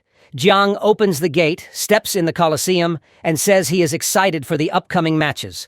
In the crowd, one of the members from Tata Yoshioku's squad throws shade at our brute captain and his squad. She is throwing shade at our squad for not having a name. Another girl from Tata Yoshioku's team warns her that others might hear. By the way, Tatayoshi's team name is Sunflower Squad, and as for Joel's team, they are called the Luminous Squad. They all believe that Jiotang's side is full of rookies, and the hype is just rumors. Meanwhile, our squad stretches and Suju notes their opponent looks intimidating. Lon says the Starflower and Luminous squads are the strongest under Tatayoshiu and Joel and well-known in Helos. He adds that the next 3 captains to replace the current 3 captains will come from these top squads. Ong says it is fine and tells his squad to give their all. Even though his body still lacks his secret power, he will not lose to anyone who possesses strength similar to one-finned demon. He feels winning should be easy and is curious about the prize. Meanwhile, Tata Yoshioku asks her squad to gather. When they come together, the squad leader tells her captain that they are ready and asks for something special if they win, such as a shopping trip with their beloved captain in a B-level town. Just in time, the Luminous Squad also arrives and doesn't hesitate before throwing some shade at the Sunflower Squad. While other squads wish to achieve something bigger, Sunflower Squad can't think of something else better than mere shopping. A girl from the Starflower Squad is annoyed and says the boy would not understand how important clothes shopping is for girls. By now, she is sure why the Sunflower Squad would never get along with Luminous. The captains of all teams finally arrive there. Once the seniors are done with their banter, Gi Tang then orders our squad to gather too. Once all 3 squads unite at one place, he says that since they know each other a bit, he will not introduce them one by one and without further ado dives deep, explaining the terms and conditions. You see, the finals will have team and solo matches, and the squad with the most points wins. Totoshi adds that the rules for each match will be revealed later, and they will announce the prize to keep everyone competitive. She is sure everyone is excited about the prize and will love what is in store. Joel announces the first prize is a one-way training session in a B-level town which makes the contestants happy. Our squad in particular is very, very happy. Without stalling further, Jeong then orders the squad leaders to come forward to draw lots. As the leaders draw their lots, the other warriors keep guessing what challenges they will face. Ong thinks about many changes he is seeing as compared to his previous life. Town classifications were not clear in his time. Towns were independent, and each town had to rely on themselves. He remembers Lan saying, "This town is C-level, the lowest rank. B and A-level towns are above it, and A-level towns have strong warriors. The only level settlement is Grand City, the strongest with 5 or 6 finned warriors, and the top 7 finned warriors." Ong wonders how it compares to his old town, and if his old town still exists after the big battle. He thinks about his old teammates. Suddenly, Lan calls him, noticing he is daydreaming. Suju suggests that they get ready as they are first to compete. Gi Tang announces all weapons have been swapped for training weapons, and the first match is between Lu's squad and the Luminous Squad. Suddenly, the photographer girl realizes that they still do not have a squad name and wonders if they will come up with one. Lan agrees, saying they need a good name for when they become famous. Ong says it is a good idea and they should talk about it later. Meanwhile, Lu feels nervous. The leader of the Luminous Squad sneers, asking how a ragtag group like theirs can win. He tells his members to focus on taking out their opponents, leaving Lu to him. The battle is signaled to begin. Lu realizes that this will be a match where everyone will be fighting one-on-one, but this strategy only favors the stronger opponents. She regrets the situation and tells her team to group up. Ong sees that Lu has seen through their tactics. Our squad's best move would be to eliminate their leader. He notes that the biggest flaw in the Luminous Squad's strategy is if they lose their leader, the whole team falls apart. Lu's judgment is good, and Ong thinks it is great.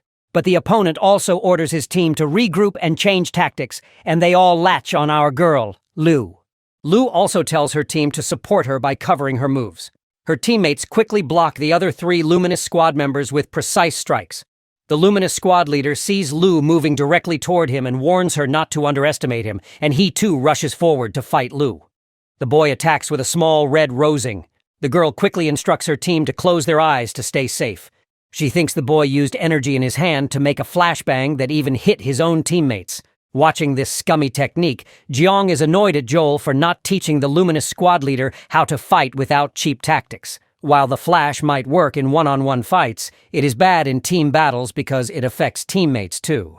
Joel replies he told the boy many times, but he did not listen, and sometimes habits need a hard lesson.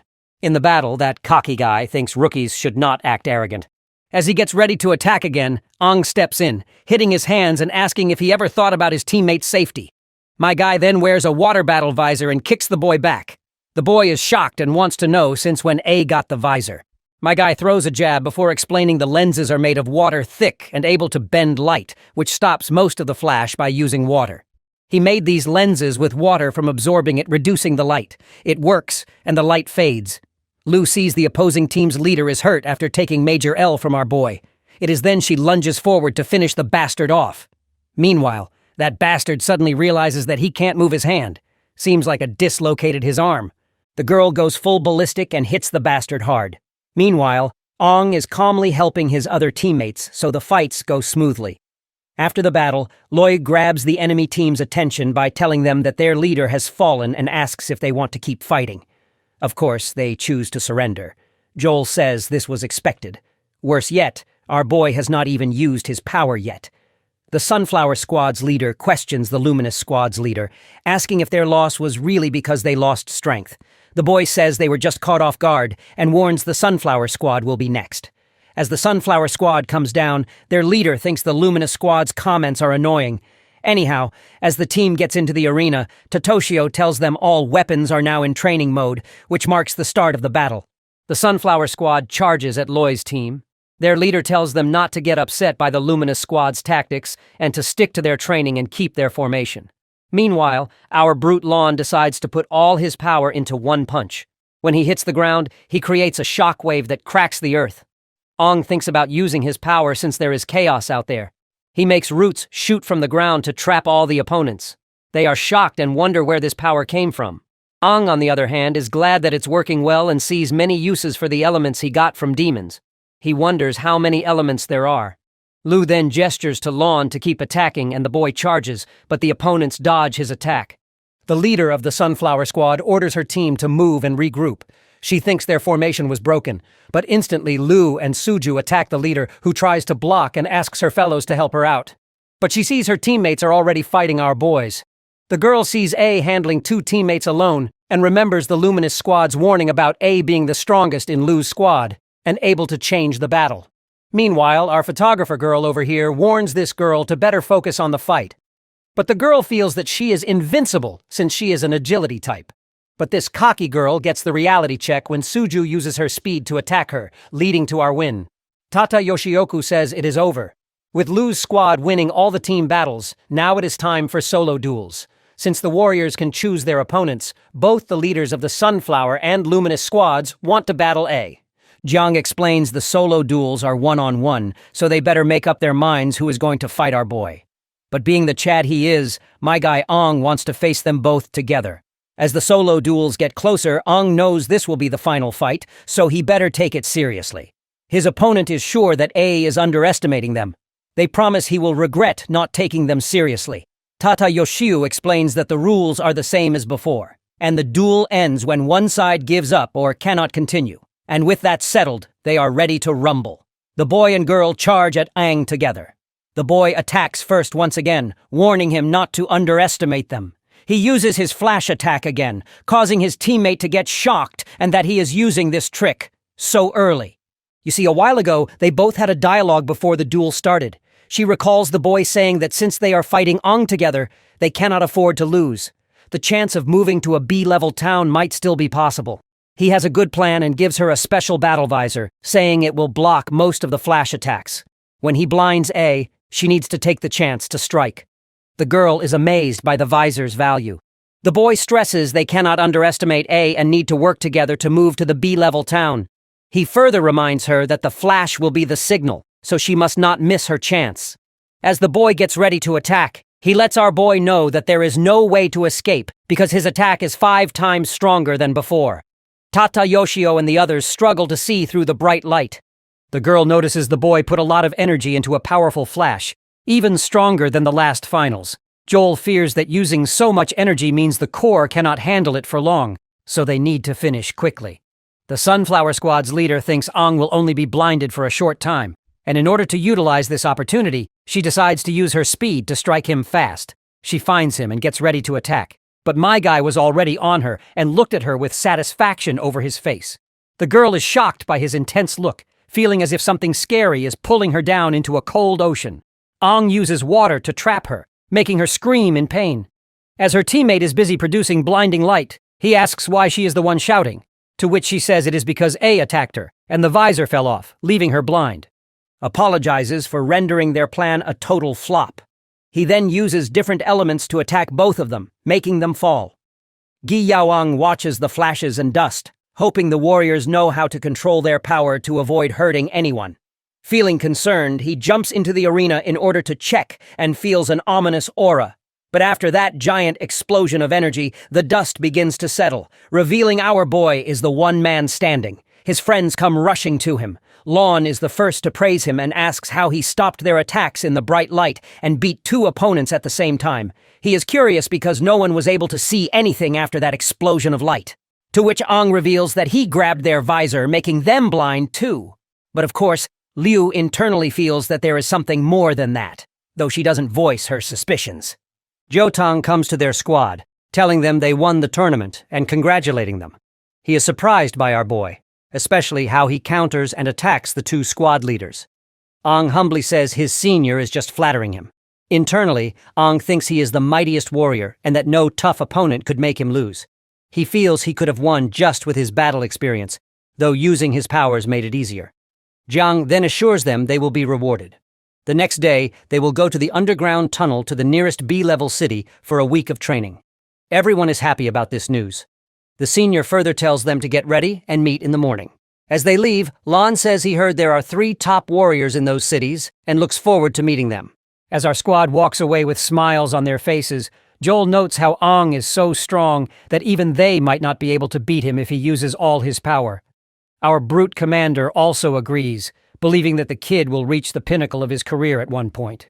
Anyhow, Joel adds that going through the underground tunnel is safer than traveling above ground. The woman also warns the commander to stay alert, mentioning that some no-finned demons appear there sometimes. Of course, Jiotong isn't concerned, believing that no amount of no-finned demons can threaten them. He is confident the 4 of them will be fine, even without his help. The underground tunnel, once a busy travel hub, is now ruined and mainly used as a passage between cities. Meanwhile, in one of those tunnels, a scared warrior runs away but gets killed by a 2-finned demon. The demon says that humans are weak and boring. He is apparently lost here, having no clue how to get out. The next day, Jiotang and his juniors arrive at the underground passage. Suju is thrilled to see it and takes pictures. She says the place looks really old and asks when it was built. The senior reveals that it is older than he is. The girl can tell that it looks deserted and wonders if people ever used it. Jiang explains that after the Battle of Dawn, many great warriors died, and the number of elites dropped a lot, making it impossible to expand territories or do missions. They also ran out of power crystals, which they needed. The once great underground network was slowly abandoned because they lacked power crystals. He says the network was built during the time of the greatest warrior. Suju is surprised it was built in such a famous time.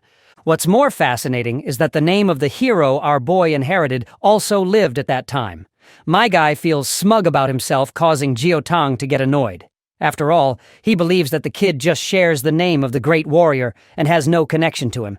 He orders A not to joke about the mightiest warrior. After a little back and forth, the senior finally calms down, realizing he lost his cool for no reason. He reassures them and asks them to keep going. Looking at the architecture of the place, Ang remembers that the structure looks like something he once suggested in a past life. Furthermore, his captain is utterly wrong about one fine detail. This place is a massive underground network connecting the cities and serving as the safest and most fair merchant route. He hadn't expected such an impressive system would be abandoned after his death. Out of curiosity, Lan asks about the energy crystals his senior mentioned and whether they are the same as the demon cores in their chests. Jiotang explains that energy crystals are made from many demon cores together. One demon core can boost a warrior's power, but combining many cores is difficult. They kept failing until they made a big energy crystal. This crystal powers their cities like electricity. Hyel future operations will involve group hunts to collect more demon cores to make energy crystals for the hierarchy. They are heading to the B-level city of Pisetia to learn more and get their allocated energy crystals. Suju asks what happens if the city's energy core runs out and there are no replacements. Jiotang says it would cause everything to stop. Everyone is shocked, while the senior further clarifies that without power, normal life would be impossible. Defense systems and weapons would stop working, and people would have to flee their homes. It is the city's biggest disaster. But there is no need to worry because their town Heluos is not very big. Their energy crystal can last another 3 months. They usually travel to Picadia every month, so this is just a precaution, and there is no immediate danger. Jiotang warns them to be mentally prepared. A B-level city like Picadia has not only 2 5-finned warriors, but also 3, including one with a synchronization rate of 69%. Everyone except A is shocked to hear this. My guy is feeling smug about how he is a 7-finned warrior with a synchronization rate of 96%. Su notices a button on the wall and reaches to press it. She asks what it is. Aang quickly sees what she is doing and stops her. Jiang also scolds her for trying to touch anything and is glad Aang stepped in. The girl points out that the button seems like it wants to be pressed, so her hand reaches for it naturally. Jiang explains that the button is for an emergency seal. In the worst case, it would completely close off that part of the tunnel. He points to a circle above them and says, "Pressing the button will make thick metal slabs appear from above and below, sealing off the area instantly. This is only to cut off access to other cities and ensure safety."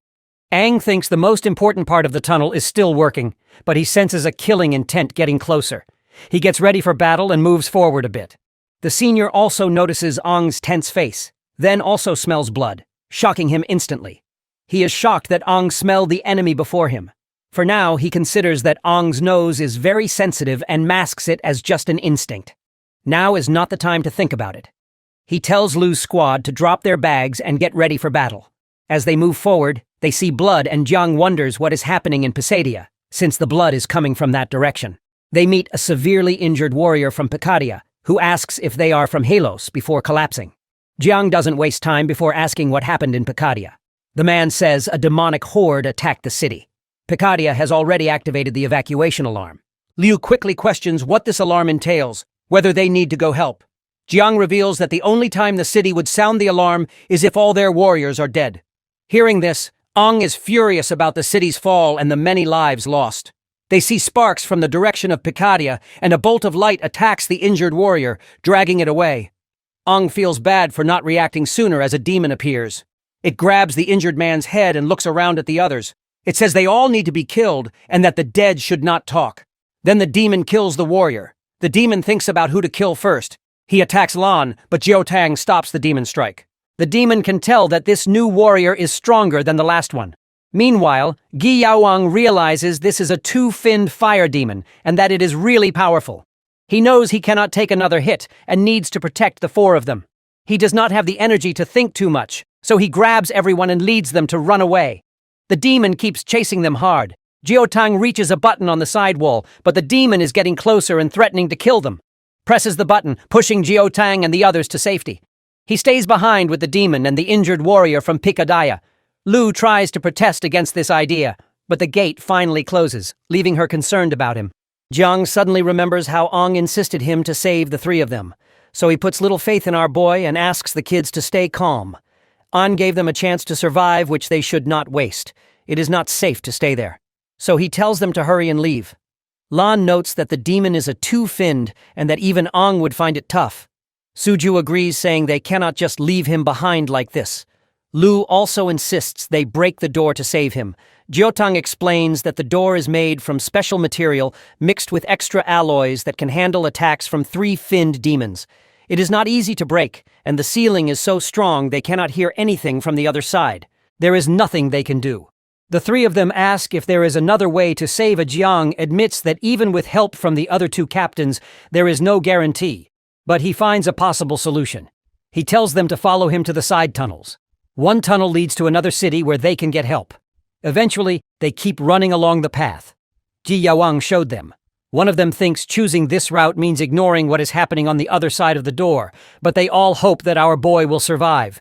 Meanwhile, the man in question is fighting the demon and shows his true power. Since there is no one around, he no longer needs to hide his power. Watching this, the two-finned demon asks if Ang is a demon or a human. Well, even our boy is not even sure. For now, he is more interested in the demon's fire element, which my guy wants to snag all for himself. Seeing the aura my guy is exuding, the two-finned demon is really curious to learn if the kid is more powerful than one-finned demon and quickly uses roots to attack the demon. Seeing this, the demon scoffs that if Ang is one-finned wooden type, then his fire element is the perfect counter. He unleashes a fierce blaze to destroy Ang's roots, saying he will consume our boy's powers. The demon then fires a fire blast, but A dodges it, making the fire hit the door instead. The bastard then makes fun of A, saying he will be burned if he comes closer and tries to escape. But my guy casually uses water to cancel out the fire and creates a powerful blast. This surprises the demon, and Ang tells him he was wrong to think he only has the wood element. In an instant, Bro swings his sharp claws and grabs the demon's core. He rips apart the bastard after acquiring the core. Suddenly, a bunch of demons attack him, and he sees they are all no-finned demons. He realizes they followed the sound of his battle. He looks at the two-finned fire elemental core before shattering it and absorbing the shards. After becoming two-finned demon, he feels the intense heat of flames inside him. He understands there are endless no-finned demons. Remembering how to control fire, he creates a huge fire explosion to defeat them. The screams of these bastards are meant to be tribute for the soldiers who lost their lives in the tunnel. As he keeps fighting, he reaches an exit and thinks the demons might have come from there. He sees the area is wrecked with many dead warriors on the ground. He realizes the B-level city is completely destroyed by a powerful demonic horde. The horrific scene and remnants of the battle clearly tell that it was a wood-type demon that killed the warriors with one hit, and the attack affected a large area. The power probably came from a three-finned demon who killed the civilians. Ji Yaoang had said there were 2 three-finned core warriors in the city. Then Ang sees 2 warriors hanging from the roots. He uses his own roots to bring them down. Recognizing they were amazing warriors, he closes their eyes and tells them they can finally rest in peace. He feels the harshness of the battle deeply. A young boy suddenly calls Ang, confusing our boy with a demon. The kid asks if he plans to kill everyone. The kid thinks our boy must be a Heil demon since he can take a human form. He says the warrior saved his life, and he cannot stand demons ruining their bodies. Hearing this, Ang doubts the boy will trust his true intentions even if he tries to explain. Before he can think it through, a demon attacks the boy with a devastating attack. Quick on his feet, my guy fights the demon and takes it down. He then turns to the kid and tells the boy not to move and promises to heal him. The boy asks if Ang is a demon or a human. And with that last question, the kid pushes up daisies before getting an answer. This causes our boy to wonder about his own nature, but decides that no matter what he is, his mission stays the same, to kill all demons. And so he begins the masquerade. He hits them with several devastating attacks using his new firepower. A girl with a gun points at him, orders him to stop, asks who he is, which hunting group he is from, and insists he identify himself. He feels it is bad timing that a hunting group showed up. Ang thinks about how tricky the situation is, and had not expected to run into any hunting groups. He tries to explain that he is not part of any hunting group, and is just a normal warrior passing through. The girl accuses him of lying, saying city warriors would not want him alone, and that he must be a scout for the Silver Wolf hunting group. Ang is shocked, and repeats that he is not part of any hunting group. She should calm down, as it is too sudden to explain more. The girl throws a bottle near him, orders him to stay quiet, and calls people like him worse than demons. She then asks if her comrades from the Wearing Gun hunting group are still alive. Hearing this, Ang thinks the Wearing Gun members were captured by the Silver Wolf hunting group. He admits that he cannot prove whether he is a warrior or not part of any hunting group, especially with her gun pointed at him. As Ang notices more people arriving, the girl aims her gun at him again and tells him not to move. Suddenly, a bullet hits her and she falls. Ang sees a group of boys on bikes and realizes someone killed the girl with the gun. It seems there are still some survivors from the searing guns. One of the thugs from the gang suggests taking the survivors to their boss, so they move on to check it out. When they approach the girl, she thinks the newcomers are from the Silver Wolf group and tries to lift her injured hand. One of the men grabs her by the head and talks about her being a woman, finding it surprising. He looks her over and says she is cute, considering doing something with her. Ang then arrives and kicks the man away. He disapproves of getting involved in the personal matters between hunting groups, but notes that the Silver Wolf members are scum. In his bad mood from the day's events, he offers them a chance to leave. The man, frightened after seeing the intimidating side of our boy, calls him a demon. Aang grabs the man's gun and crushes it like a Chad. He is saying he does not like being threatened with a gun. The man offers to let our boy go in return, but it's not our boy who needs others' mercy. He promptly uses his roots to strike the man, sending him flying far away. The man then demands to know if Aang is a demon or a human. Aang crushes the man's gun further, insisting it is none of his business whether he is a demon or a human, and then kills the man. Afterward, Aang attends to the girl's wounds, noting that the bullet went through some muscle and needs healing. She thanks him once he finishes saying it must be one of his abilities. She mentions she heard that 4-finned warriors have amazing powers, and that A seems incredibly strong. She then asks if he is a 5-finned core warrior. Aang feels the power of a 2-finned demon inside him, and although he is more powerful than a typical 2-finned warrior, he admits he is indeed a 2-finned core warrior with some special abilities. Impressed, she thanks him for saving her, and apologizes for threatening him with the gun. Well, our boy is quick to forgive her, noting it is good to be careful when alone outside. He needs to get to the nearest city and asks if she knows which one is closest. Looks like she does know, and also wants to tag along with him. Points out they just met and do not know each other's names, questioning how she can trust him so quickly.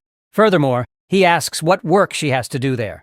She explains that the closest settlement is Jinwei Town, a very small sea-level settlement, but it was taken over by the notorious Silver Wolf hunting group a few days ago. The Searing gun hunting group tried to free the town but failed, and all her comrades were killed. They had a chance to win but did not expect that the captain of the Silver Wolf hunting group had already become a 3-finned core warrior whose power was overwhelming. Her captain was a 2-finned core warrior, and they were no match for a 3-finned warrior. In the end, she managed to escape. If freeing the town would not interfere with his mission, she wants his help and is willing to risk her life to assist him. Aang thinks that although there were hunting groups in his past life, he never saw something like this under his supervision. He wonders what the current leader is doing while these groups are trying to forcefully take over towns. The girl mentions she heard the Silver Wolf hunting group took over a tower to get energy crystals, but does not know what they plan to do with them. Of course, Aang is angry to think that these scumbags wish to steal the city's life. He then asks her to lead the way as they got to deal with the scumbags. Later, as it gets late, she tells him they are almost there. They keep moving, and he suggests hiding the car before getting too close to the town. Aang says he does not remember this town as it is not on any map, and that the Silver Wolf hunting group has taken it over. They decide to walk the rest of the way and check things out. Just as they are about to leave, she sees demons hiding behind them. Aang's roots quickly grab the demons, putting them down for good. He decides to leave these bastards as it is because they cannot kill all the demons since fresh demon blood would attract more demons. He tells her to keep going and she agrees. As they head toward the town, she thinks about how strong A is, feeling hopeful that they can save the town and his friends. While hiding in some bushes, Aang notices there are no guards on the wall and the gate is open. They see someone coming out of the town with another person, asking for help. A man from Silverwolf grabs the person's head and throws it to the ground. The girl gets angry at the Silverwolf members and points her gun at him, but Aang stops her, saying it would give away their location. He assures her that he will handle it. Then a giant hand appears, picks up the 2 dead men, and takes them inside. Seems like this demon is working alongside with Silver Wolf guys. Of course, our duo is shocked. Realizing they cannot use the same plan if a demon is involved, they need to rush in and save as many people as they can. He quickly takes out the 2 Silver Wolf members at the gate and goes into the town. The girl follows him, saying she wants to help. She sees the 2 Silver Wolf members and wonders what A did to them, as they look like they have been dead for days. The town is full of Silver Wolf members, and A is taking them down one by one. He figures they are just corpses controlled by a demon's power, so he does not hold back. Aang kills all of them, thinking they are controlled by black strings. These demons usually work alone, so he knows he has to follow the strings to find and defeat the main demon. He tells the girl he is going to save the father and son they saw at the gate, and asks her to find other survivors, to which she agrees. Aang follows the trail until he reaches a gate. He hits the gate to open it but feels he is too slow. Inside, a demon sits on a throne and says everything in the town, dead or alive, belongs to him. He kept the pair alive to play a game, but they escaped the town and crossed a line. The demon invites Aang to come closer to see him better. Aang notices 3 energy crystals behind the demon. The Silver Wolf group took over the town for these crystals, which attracted the demon. He wonders why a demon wants energy crystals. The demon turns to our boy and asks if he is human or demon. Meanwhile, Aang realizes the demon is a rare purple core type with special abilities. He tells the demon that he must have killed all the Silver Wolf members, mentioning their leader was a 3-fin core warrior and probably failed to match this bastard's control powers. The demon kicks someone toward Aang. Actually, not someone, but the same man we had been talking about just now. Aang blocks the zombified warrior's attack. Suddenly, many ghouls appear to greet Aang. He sees that not only the Silver Wolf members, but also the town's original warriors have been turned into ghouls. There are a lot of them, and the demon welcomes Aang to his group in a rather friendly manner. Aang thinks about the 3-finned demon while he's in his 2-finned form. It would have been a problem if it was a normal 3-finned demon, but this one is a purple core demon that's weak in fighting and uses psychic powers to control the battle. My guy balls up his fiery fist and defeats them in an instant. The demon is actually impressed, believing that he's not a normal human. The demon then commands his army to fight, but Aang says it's useless because he burned their cores. The demon is annoyed because he worked hard to collect them. Aang is glad to finally set the poor warriors free of this bastard's control. Now there are no more cores for the demon to control, reducing its fighting power. My guy lunges and strikes the bastard. After a barrage of punches, he gets ready for the final strike to the demon's core. Just then, the demon puts that child from earlier in the way as our boy is about to punch him. This leaves him wide open, and he ends up taking a direct blow in his belly. The demon reveals that he not only controls cores, but also possesses sharp gold elements too. Thinks about the metal element, realizes its depth, and decides to hurry to treat his wounds. He then uses recovery magic on himself. The demon says the fight might be harder than he thought, and gets ready to use something he's worked hard to get. He tells a man to bring an item. He is regretting that he is about to use his precious father-son duo so early. The man brings a green liquid which the demon drinks. Aang wonders what it is and instinctively senses danger. Realizing he has no time to recover, he charges at the demon despite the pain in his abdomen.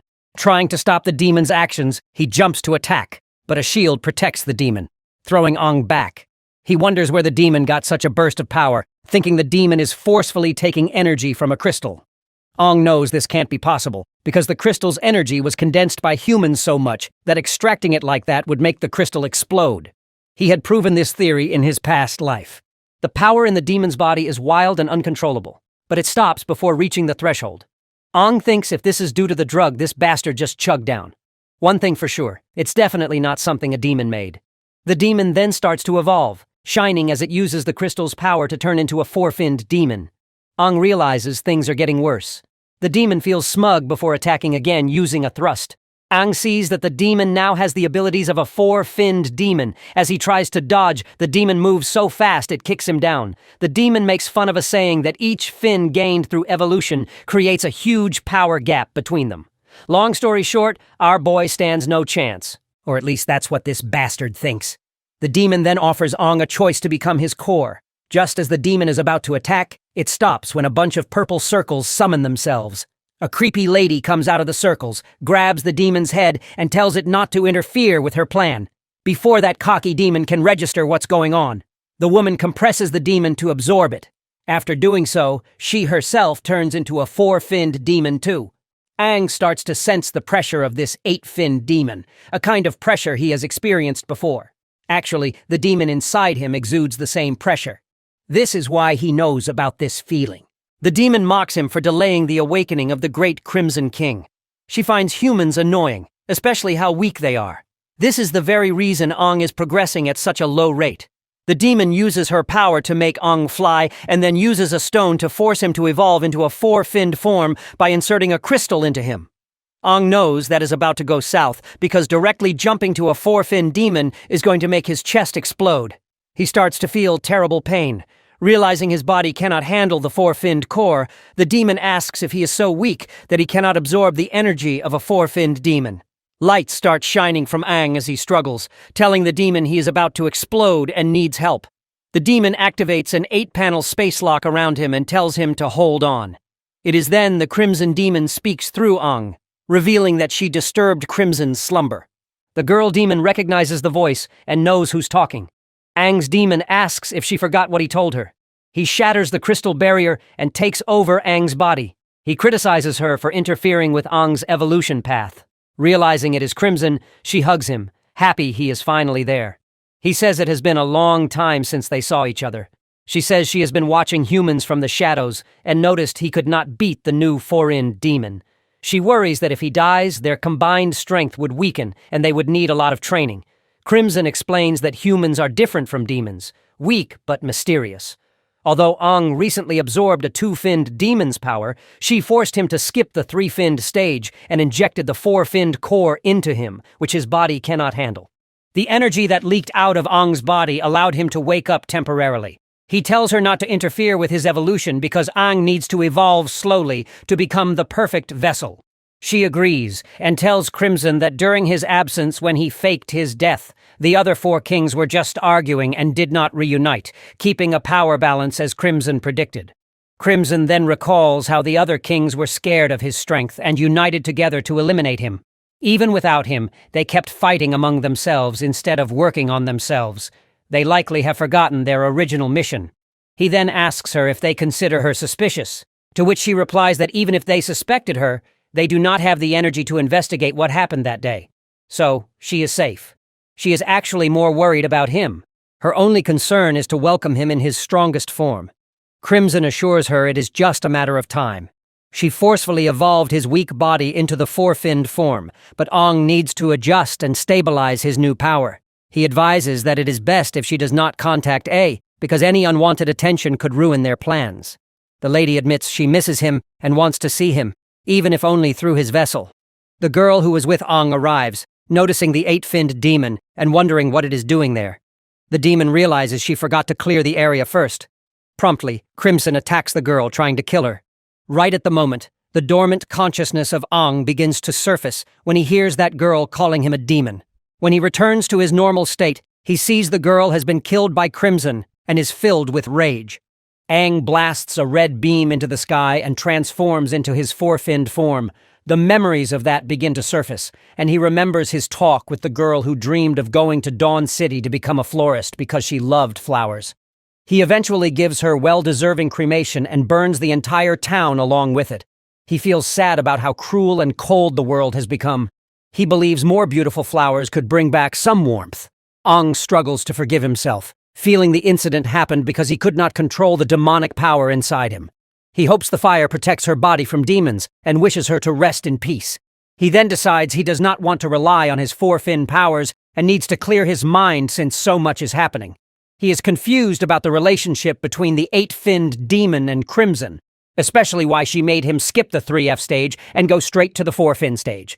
He wonders what their ultimate goal is and how a 3F on its own. This is not something a demon can do alone, so he thinks about who might have given or created this power. Such advanced engineering could only be done by a major city or a top organization. Suspects it might have been developed in Dawn City and realizes he needs to find a big city quickly. He decides to contact Geotang to let him know he is safe. He also wonders how everyone else is doing. After this, he starts driving the monster truck, hoping his friends escape the tunnels and reach the city safely. There is an A-level city called Pizia in his direction, so he plans to send a message from there. Meanwhile, in Bryan City, Jeong and the other three arrive safely and meet with the 5F warrior and battle commander, Kota. After hearing their reports, Kota apologizes for not being able to send a rescue team. He simply can't risk his rescue team just to rescue one guy, Aang they are talking about. After all, they have just learned that B-level Pet City was destroyed by a high-level demonic horde, so there is no way in hell that the kid is still alive. Jiang argues that A has special talents and might have survived against the odds. Kota says that although Bryan City has many young warriors with special talents, none could survive such a powerful demonic horde. However, he emphasizes they should not abandon any human lives during the apocalypse. Even if they cannot send a rescue team, they can send some warriors to scout the situation. Jiang thanks him for the help. The big cheese then stands up and ends the meeting since he has some matters to attend. As he walks out, he wonders if the Heil demonic horde at Pacadia City will affect the Grand Demon Hunt tournament in Dawn City. He mentions he has heard about the tournament and notes that Haluos is a sea-level settlement. Before leaving, he assures Ji Yaung everything will be fine and invites them to stay a few more days to learn more about the situation. He explains that the tournament is held by the only S-level city and requires participating cities to be at least B-level. Although Helos does not qualify yet, Jiotang and his companions might. Kota suggests it would help them learn about the tournament and offers them a chance to explore the office and the city. They all thank him sincerely. After Kota leaves, Suju asks the captain about the Grand Demon Hunt tournament. Jiang explains it is an event held only in Dawn City, where participants hunt demons of different levels to select new powerful warriors. They also get special prizes from Dawn City. The event happens regularly, and all warriors want to compete, but only B-level cities or higher can join. Jiotang thinks they might get a chance to compete in the future. Lan is sure that our boy would definitely be interested in the tournament. He hopes it survived, and is waiting for the demon horde to weaken. Of course, no one expected such a tough challenge on their first mission, and the fact that Ong put himself in danger to save everyone is crazy. Currently, all they can do is wait for reports from the scouts. He has already sent word to Helos about their situation using the city's communication tower. For now, the captain plans to stay in Bryan City for a few days to learn as much as they can. There are many skilled warriors there, and so our party has to believe that A will survive. Meanwhile, over at Picadia, A is in the reception room with Paris. The woman confirms our boy's report that Picadia City was destroyed by a demonic horde. They also helped A send a message to Hawos Town about his squad's situation, and she believes a response will come soon. However, Paris apologizes for not being able to give A an energy crystal because they are not responsible for distributing them. The allocation is decided by higher-level cities. Since Picadia City, the higher-level city linked to Ong, was wiped out, he needs to ask Dawn City for a new allocation. Of course, Ong did not expect the distribution of energy crystals to be so troublesome. Since he is already in the area, he might as well check out the city and investigate the demon's items. However, his current identity might make it hard to enter the city. He thanks Paris and asks if he can get into Dawn City on behalf of Helios. Paris declines, explaining that he needs to be a captain to officially represent Heluos, otherwise he will not have the necessary access. She also cannot appoint anyone else as the representative either. Ong thinks about going back to Helos to get an official appointment, but he finds it troublesome. Paris talks about another way to enter Dawn City, which is having a Heil City official vouch for him, someone like herself. When Ong asks if she is offering to vouch for him, she agrees, but says she does not have to. She tells him that if he joins the Grand Demon Hunt tournament as an external recruit, she wants him to join her squad and acts as a vanguard to gather information during the competition. However, she cannot promise him that he will survive. Hung remembers what the vanguard role involves. Due to the dangerous nature of the job, none of her participants seem willing to take on that responsibility. After thinking it over, he agrees to the role.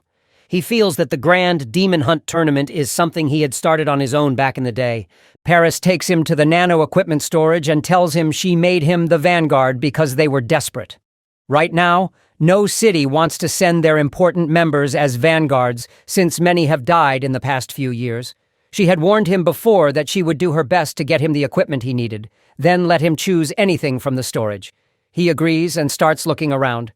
Internally, Paris is puzzled about Ong's true potential. Since his core-level insignia is broken, she can't detect his current power level. Given that he's from a seal town, he's probably only a 2-fin core warrior. But Ong seems confident and might have a trick up his sleeve. Meanwhile, he picks a nano wing that can turn into a great sword. He thinks his old combat knife was good for moving around, but didn't do enough damage. Paris asks him to wait because this kind of item is only meant for a 3F warrior. It would be unstable if he tried to use it with his current strength, and he might hurt himself. But my guy proceeds to equip himself anyway and demonstrates how easily he can rotate the sword, saying it feels solid. Of course, the woman is shocked, wondering how he can pilot it so easily, and thinks maybe he understands nano wings really well. She's heard of warriors with special talents who can handle high-level nano wings without problems. Hung then proceeds to ask about the availability of a live combat arena there. Eventually, they go to the main entrance where Paris promises to get him all the equipment he needs. She asks why he wants to go to the live combat arena, and he says he wants to test the new nano wing on a demon to warm up. She asks if he really wants to go alone since sometimes 1-fin demons appear even though the arena is supposed to be safe. She offers to go with him if he wants, but Ong says he can handle a 1-fin demon by himself. Since his confidence and bravery are rare for a warrior, she wants him to be careful. She also mentions she has to train some 4F warriors and wishes more of them were as confident as Ong, which would make things easier. With that exchange, they part ways. Of course, Ong intentionally didn't let her come with him. He's not just testing his new weapon. He wants to see what he can do with his four-finned transformation. He arrives at a ruined area, sees that it's been claimed, and the fog is gone.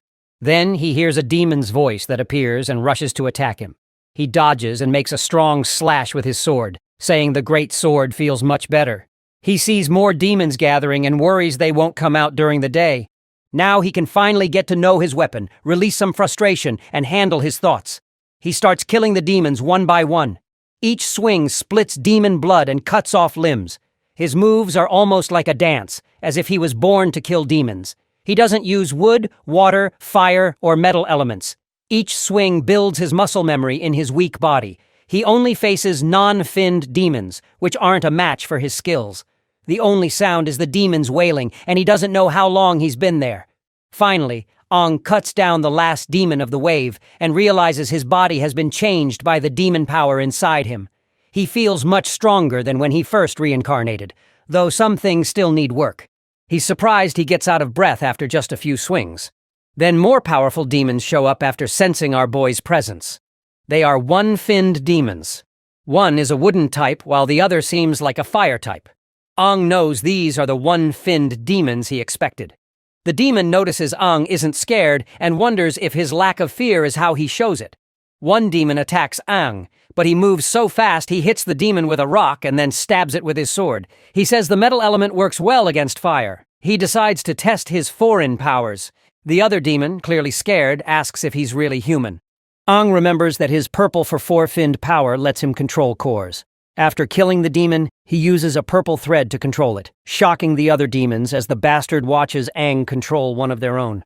As evening comes, Paris notices that Aang hasn't come back yet.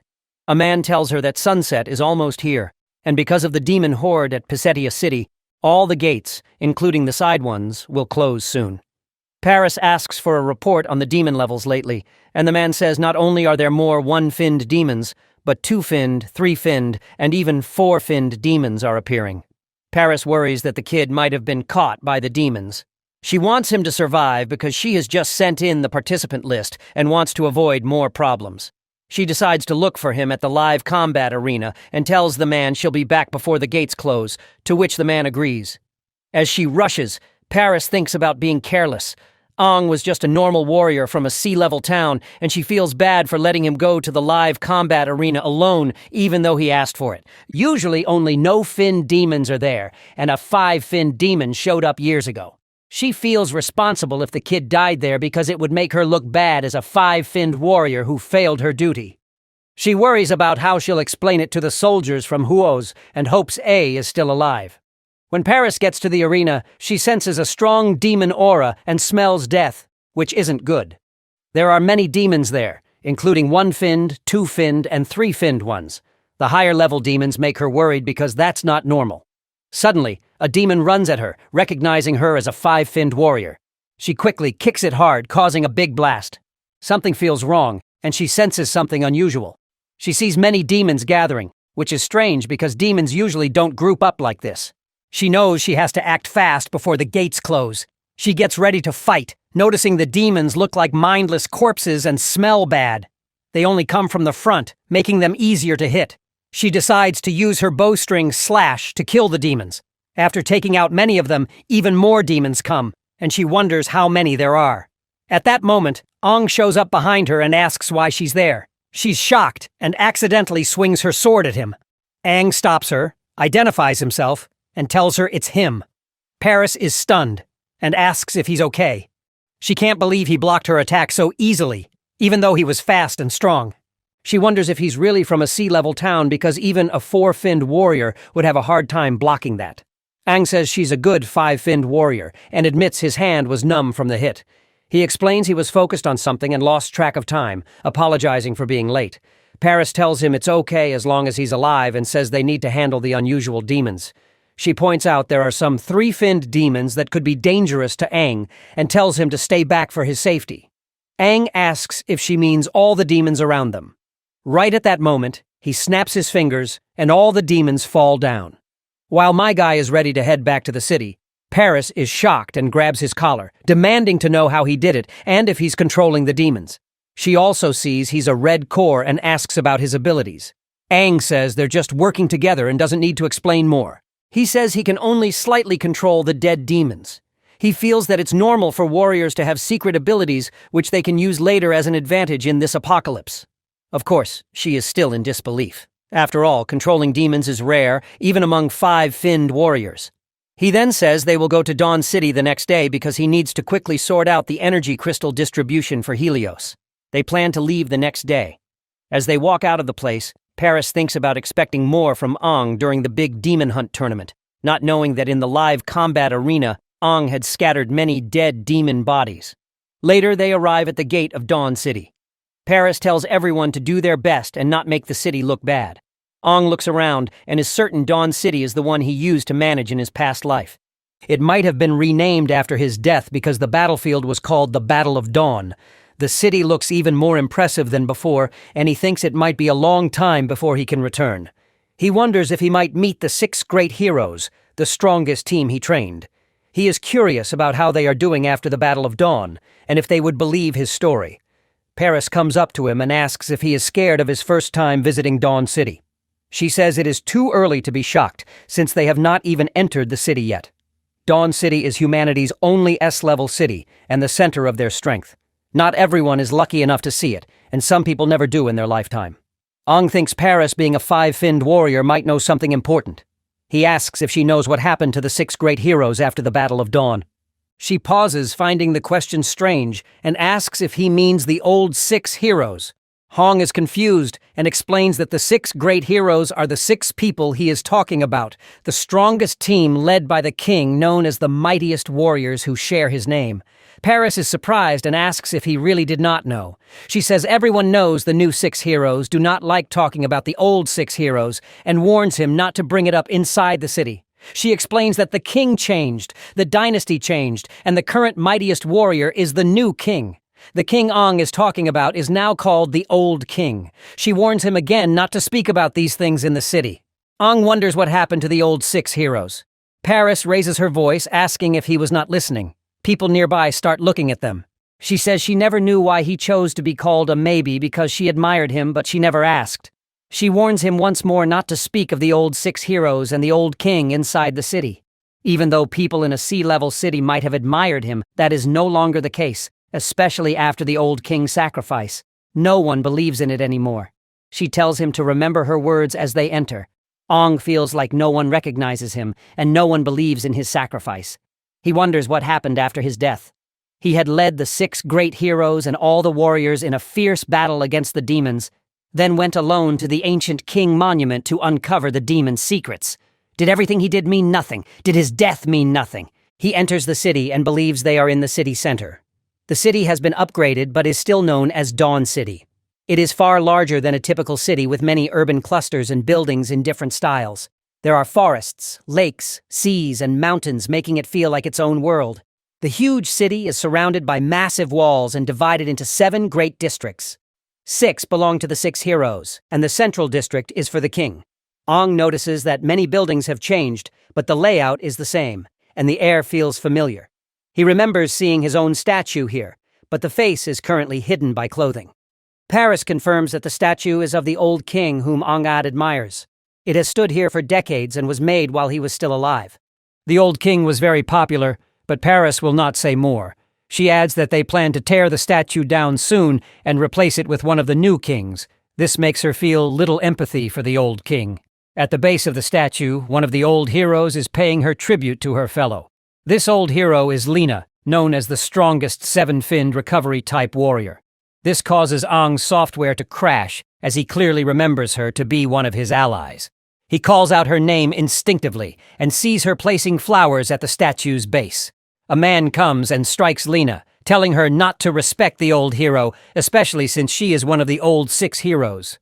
The flowers fall from Lena's hands, much to her disappointment. Aang, meanwhile, pleasantly recalls that even though she is a healer, she has severe anger issues, so he is sure that things are about to get ugly. But on the contrary, the girl merely apologizes demurely. More warriors gather around Lena. One of them says he does not care who she used to be, but for now, she is nothing more than a self-proclaimed old hero who lost the right to have cores and is no longer a warrior. If not for the new king's decree allowing them to remain, she would have been cast out of Dawn City to fend for herself. He blames her damned old king and his arrogance for their situation, saying the old king's statue should have been destroyed long ago. He insults it, calling it trash that takes up space. Lena slaps him, and the man tries to attack her back, but A steps in with his sword and stops him, demanding to know how he dares. The other men get angrier and pull out their guns, asking if Ang is looking for trouble. They tell him to put down his sword or they will shoot. For Ang, these bastards are no different from the useless hunting teams outside the city who possess little to no empty or moral values. Before it escalates to full-blown mess, Paris steps in and stops the fight. She says it is a misunderstanding and explains that these men are warriors from the A-level city of Picadia coming to join the Grand Demon Hunt Tournament. She patronizes them if they are trying to fight warriors from other cities. She further suggests Ang to put his sword away since he is representing Picadia. Ang puts his sword back. The warriors tell him to leave and avoid fighting warriors from other cities. They warn that they will be in big trouble if the law enforcement captain finds out. One of them tells A to quietly go to his hotel if he is joining the tournament. Ang should feel lucky that he is getting away easily.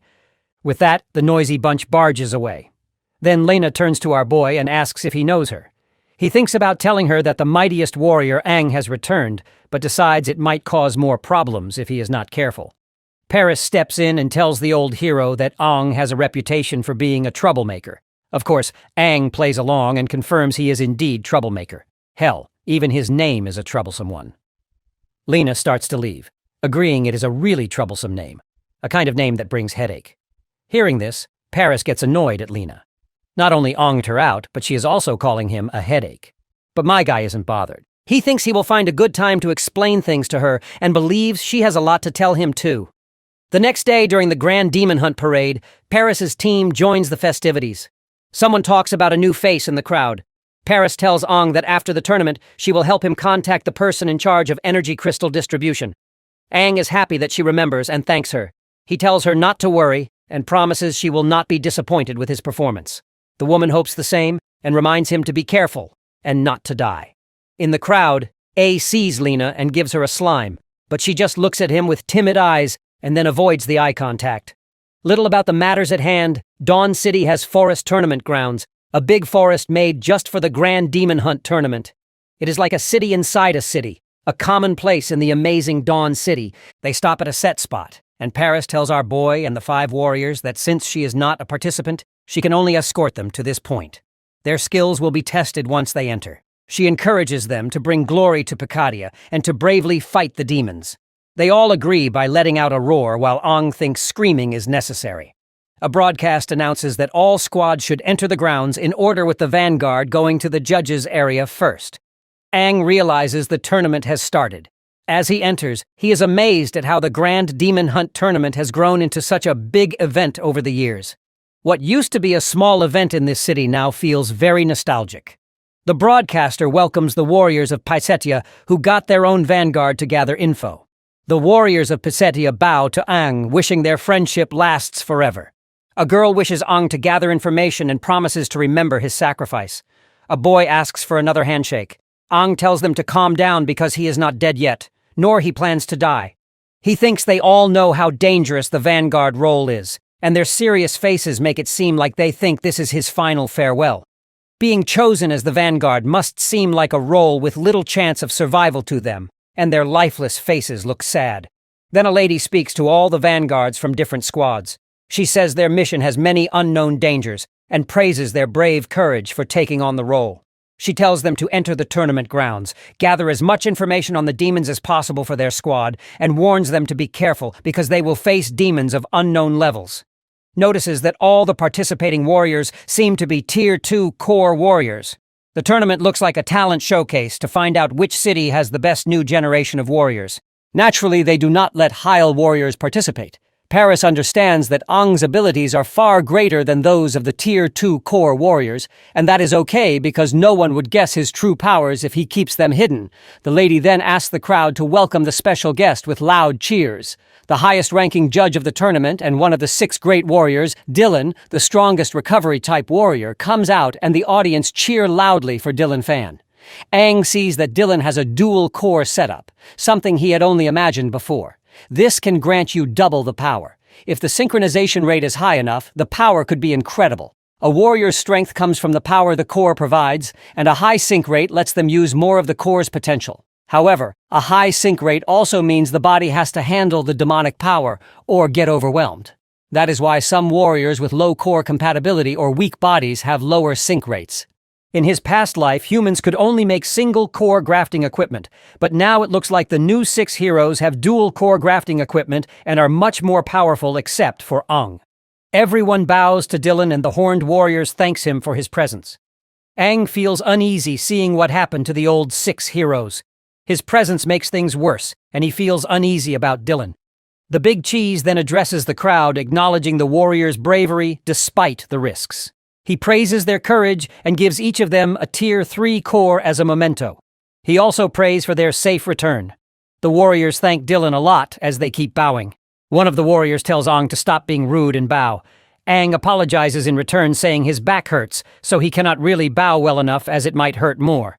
Dylan smiles at Aang, which makes our boy feel creepy and wonder why this dude is smiling like that.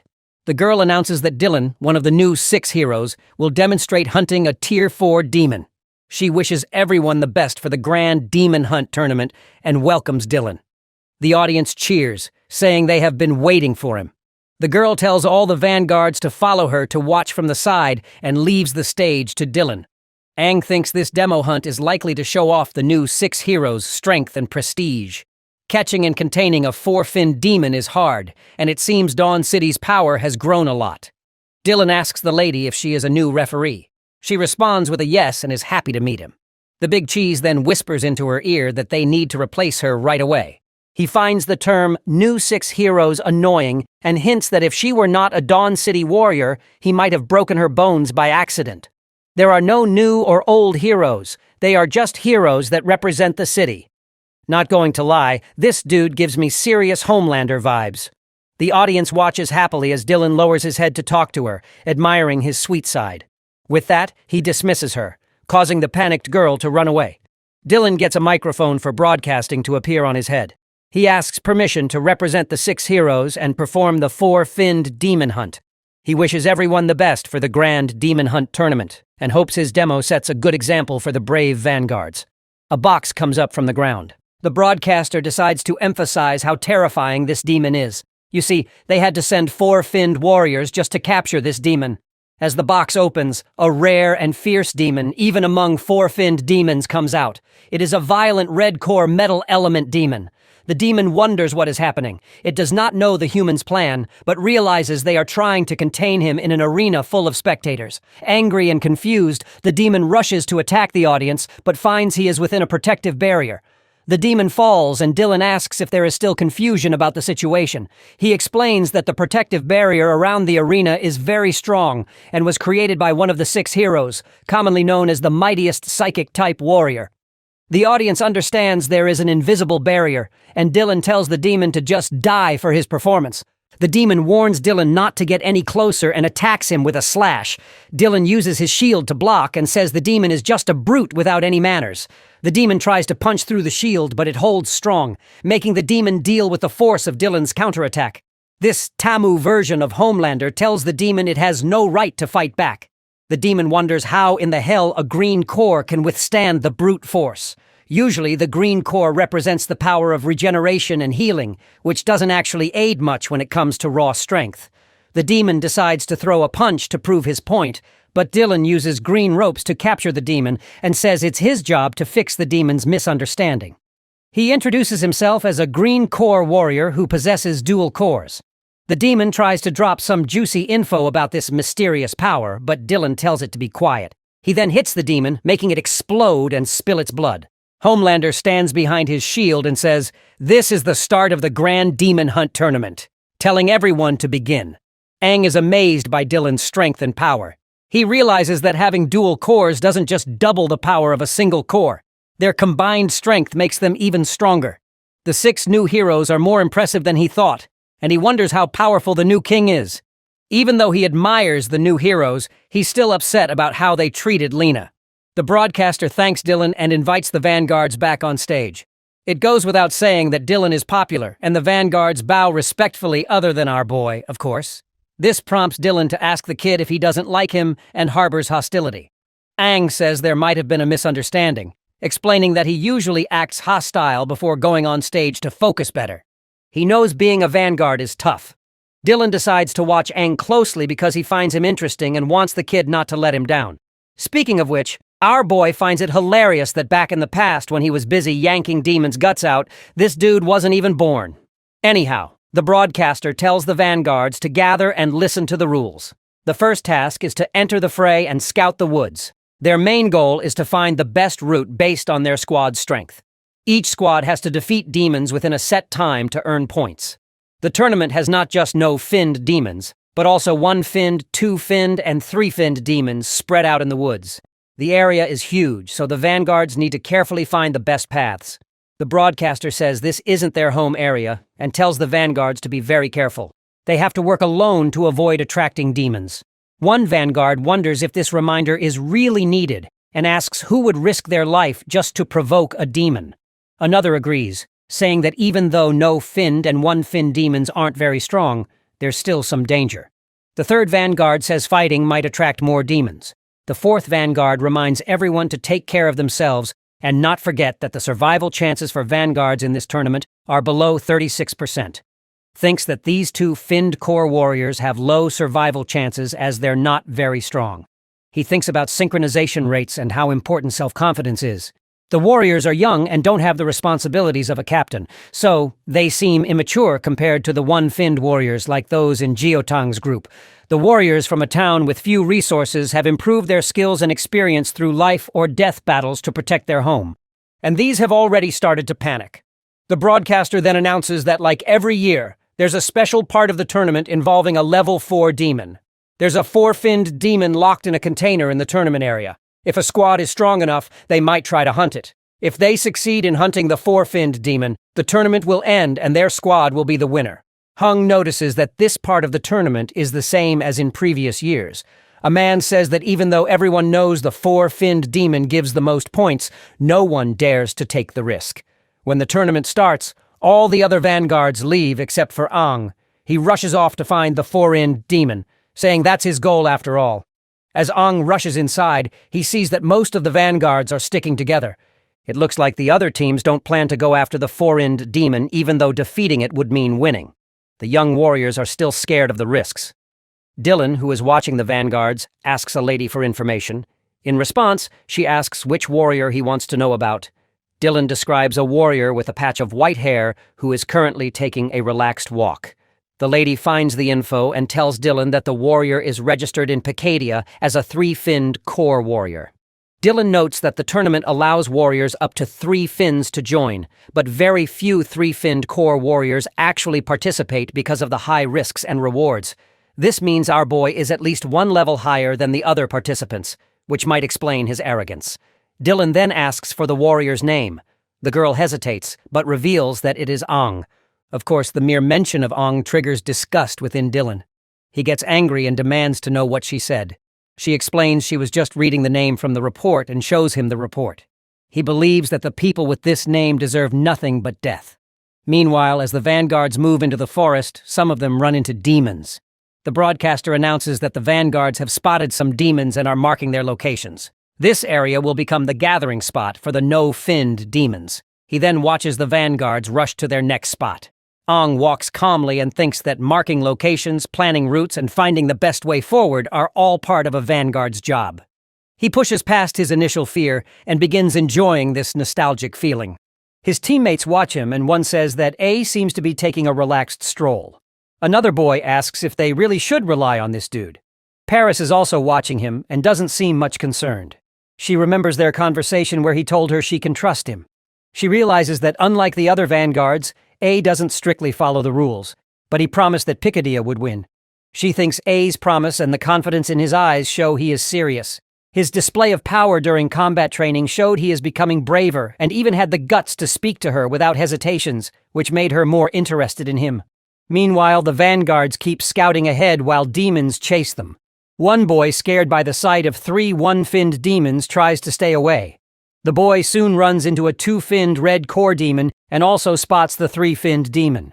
Some of the vanguards flee. One of them sees Ong standing still and warns him to run because of the three-finned demons. My guy notices that this demon is along the route he needs to take. Suddenly, roots start attacking some of the vanguards. The audience is shocked by the demon's appearance and asks the warriors to escape. The demon declares that humans have trapped demons there for too long and that they deserve to die. As the demon attacks A, he realizes that the demons inside the tournament grounds are much more violent than those outside.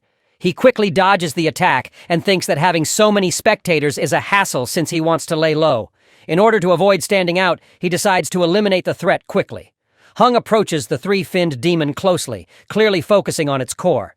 Since the four-finned demon is still waiting for him, he does not have time to deal with this three-finned demon.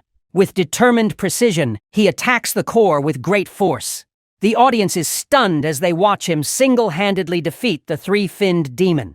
Uses a metal element sword and infuses it with the metal element to make it sharper and more damaging. After defeating the demon, he retrieves the three-finned agility core and starts searching for the four-finned demon. He considers if the terrain layout has changed.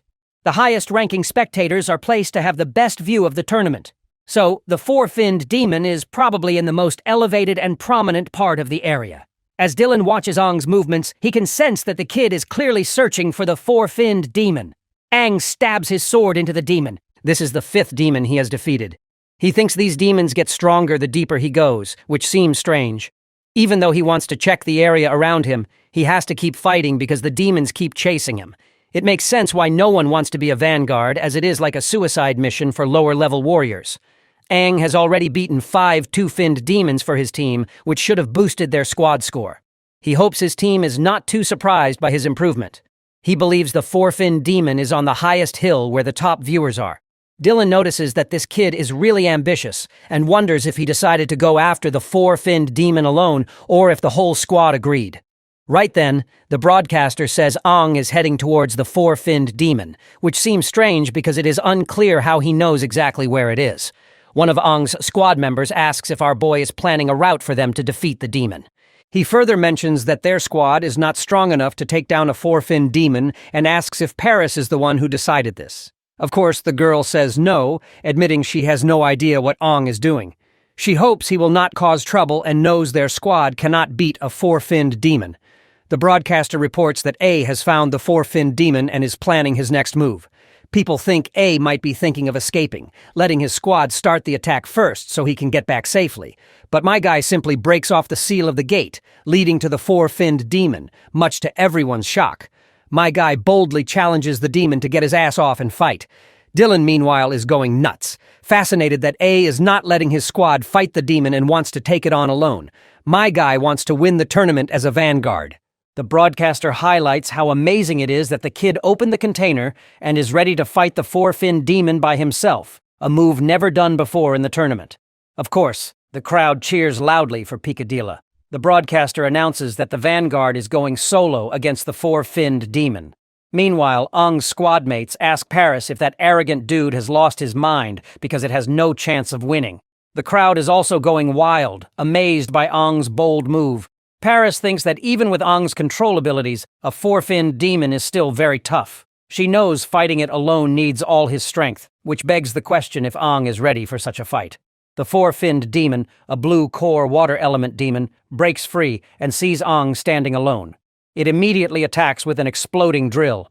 Ong swings his sword to create an earth wall, but the drill keeps going. The earth wall is weak against the four-finned demon, and Aang looks like he is in serious trouble. The demon makes fun of him, asking how he dares to fight alone and saying he will tear him apart. In response, my guy summons a demon to help him fight the four-finned demon and defiantly asks who said he was alone. Dylan realizes that the second demon helping Ong is one of the two-finned demons he defeated earlier. The battle continues and the four-finned demon starts sensing something strange. It soon sees that Ong is controlling the cores of the demons. My guy feels smug for having a skill that was exclusive to demons only as no human likely possesses it. Paris watches Ong using his special control ability, and the broadcaster is amazed by what they see. The 3 demons helping Ong were the ones he had already defeated. The audience is shocked. Aang tells the controlled demons to charge at the four-finned demon. The bastard laughs in response, thinking that two-finned demons cannot challenge him, and prepares to use his extreme water gun. But before all that happens, Dylan jumps in, strikes the four-finned demon, and slams him into the ground. Aang is surprised that this new hero defeated the demon just by landing on him. Dylan, meanwhile, apologizes for barging in like this, saying he was too curious about the kid's abilities and wants to have a match with him instead. The ability to control dead demons is something entirely new, and Aang seems capable of defeating even the four-finned demon.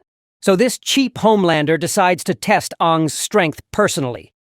The broadcaster announces the challenge, and the audience erupts in excitement at witnessing such a rare event. A man asks Paris what is happening, and another explains that Dylan, one of the 6 heroes, is going to test A himself. By now, Paris knows that things are now out of their control. Internally, Aang wonders if this dude has lost his mind. He can sense the killing intent of his. Dylan notes that our boy does not look scared at all, which is unusual for a young warrior. To which my guy replies that he has undergone rigorous training, and that because of his unique abilities, his squad captain has always expected a lot from him. This might explain why his strength surpasses his peers, and he adds that people consider him a genius.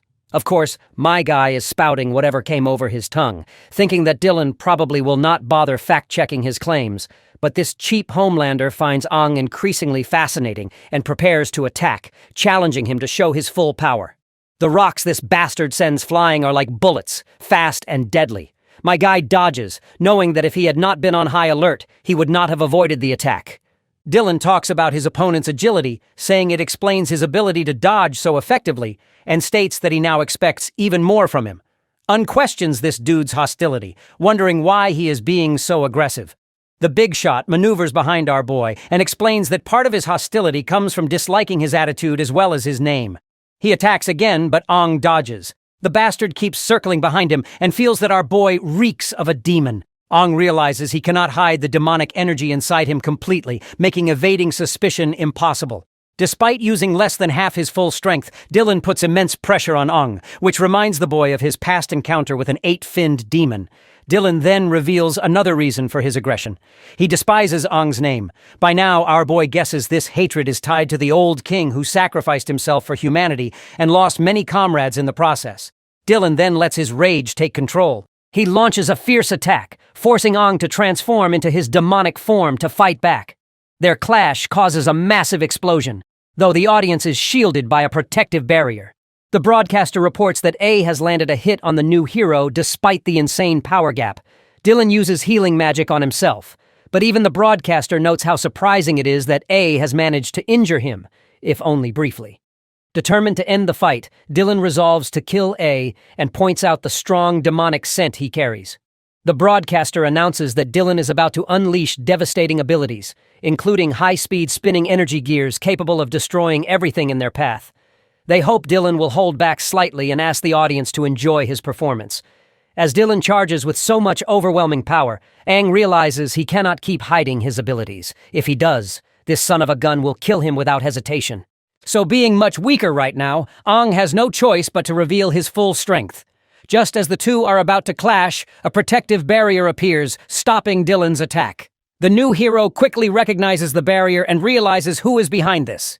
He asks her why she is interfering, and Lena replies that while Dylan claims to hate this kid, she feels differently because she actually likes him.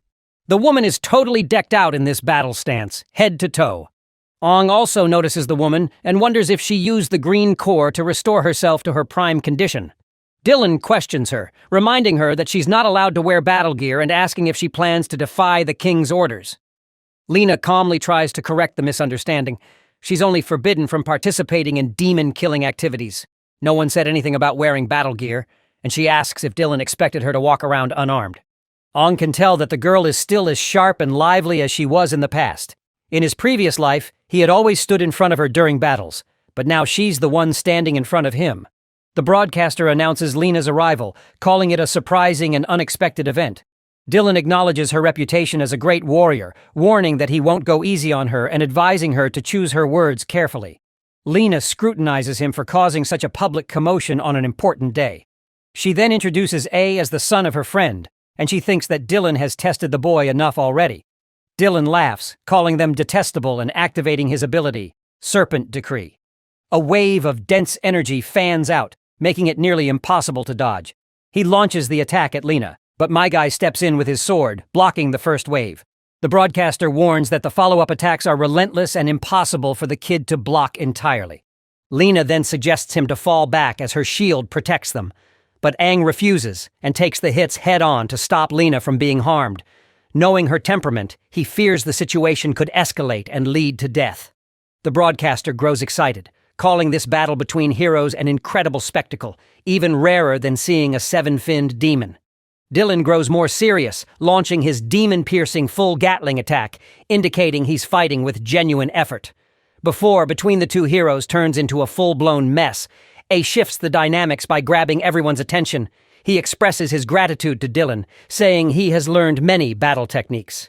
He feels that his senior's efforts are invaluable and feels unworthy of such generosity.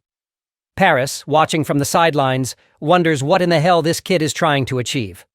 Bong, meanwhile, keeps on egging Dylan, asking if he's satisfied with his performance. The broadcaster notes A's display of respect, while some spectators wonder if this means the battle is over. They marvel at the devastation that would occur if all 6 heroes ever fought each other. For now, they are thrilled to witness Dylan in action and cheer loudly for him. Dylan decides there's no point in continuing the fight. Aang insists on thanking him for his guidance and vows not to disappoint him in the future. He promises to keep improving. Dylan acknowledges Aang's exceptional performance, calling him full of surprises and praising him as an impressive young warrior. He tells Aang to keep striving forward. The broadcaster congratulates our boy on earning the new hero's recognition, describing it as an extraordinary achievement. They announce that Aang's team has won the grand tournament, marking this iteration as the fastest and most unexpected in history. Paris and Aang's teammates are shocked at how easily they won, while the broadcaster further attributes that Aang's role as the vanguard and his unexpected strength secured their victory. They celebrate as the team receives the tournament trophy. Paris rightfully congratulates the boy, saying he won the tournament for them and is willing to grant any sort of gift he desires.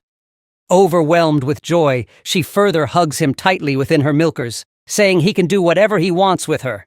Others tell her to let go so Aang can breathe. Afterward, Aang reminds her of their earlier agreement.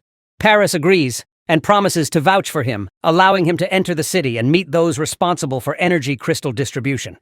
Aang thanks her and mentions his cape is dirty, asking if she can prepare some clothes for him since he won't join the celebrations due to a prior engagement. A girl teases Aang, asking if he has a date and whether it's with a man or a woman, but my guy clarifies that he's going to visit an old friend. Later, Aang meets Lena, who is surprised that he actually showed up. She asks how he knew it was the secret base where they are supposed to meet. Her eyes well up with warm tears of joy as she desperately wants him to confirm that he is the Aang she once knew. We then travel down her memory lane. Memories about their past at the secret base, remembering how she and Aang used to come here. She had always loved this quiet spot with its sweeping view of the city. He had always teased her for acting like a child. It was the place they would always come here to goof around. And thus, she marked it as the secret base only 2 of them know. Back in the present, she grows more emotional and asks him if he is really the same person who remembers their secret base. Before he can respond, she leaves, wiping her eyes and apologizing for losing her composure. She explains that he reminds her of someone very important to her. She admits she had been worried about him, saying he was reckless during the tournament and would have been in serious trouble if she had not arrived in time. Lena asks him to see this as her way of thanking him for his help near the statue of the mightiest warrior. Anne calls her name, and Lena asks what he just said. He taps her forehead lightly in the same typical fashion, teasing her for still worrying about their secret base after all these years. Lena begins to cry when she realizes what's going on, and Aang reassures her, saying it is wonderful to see her alive and well.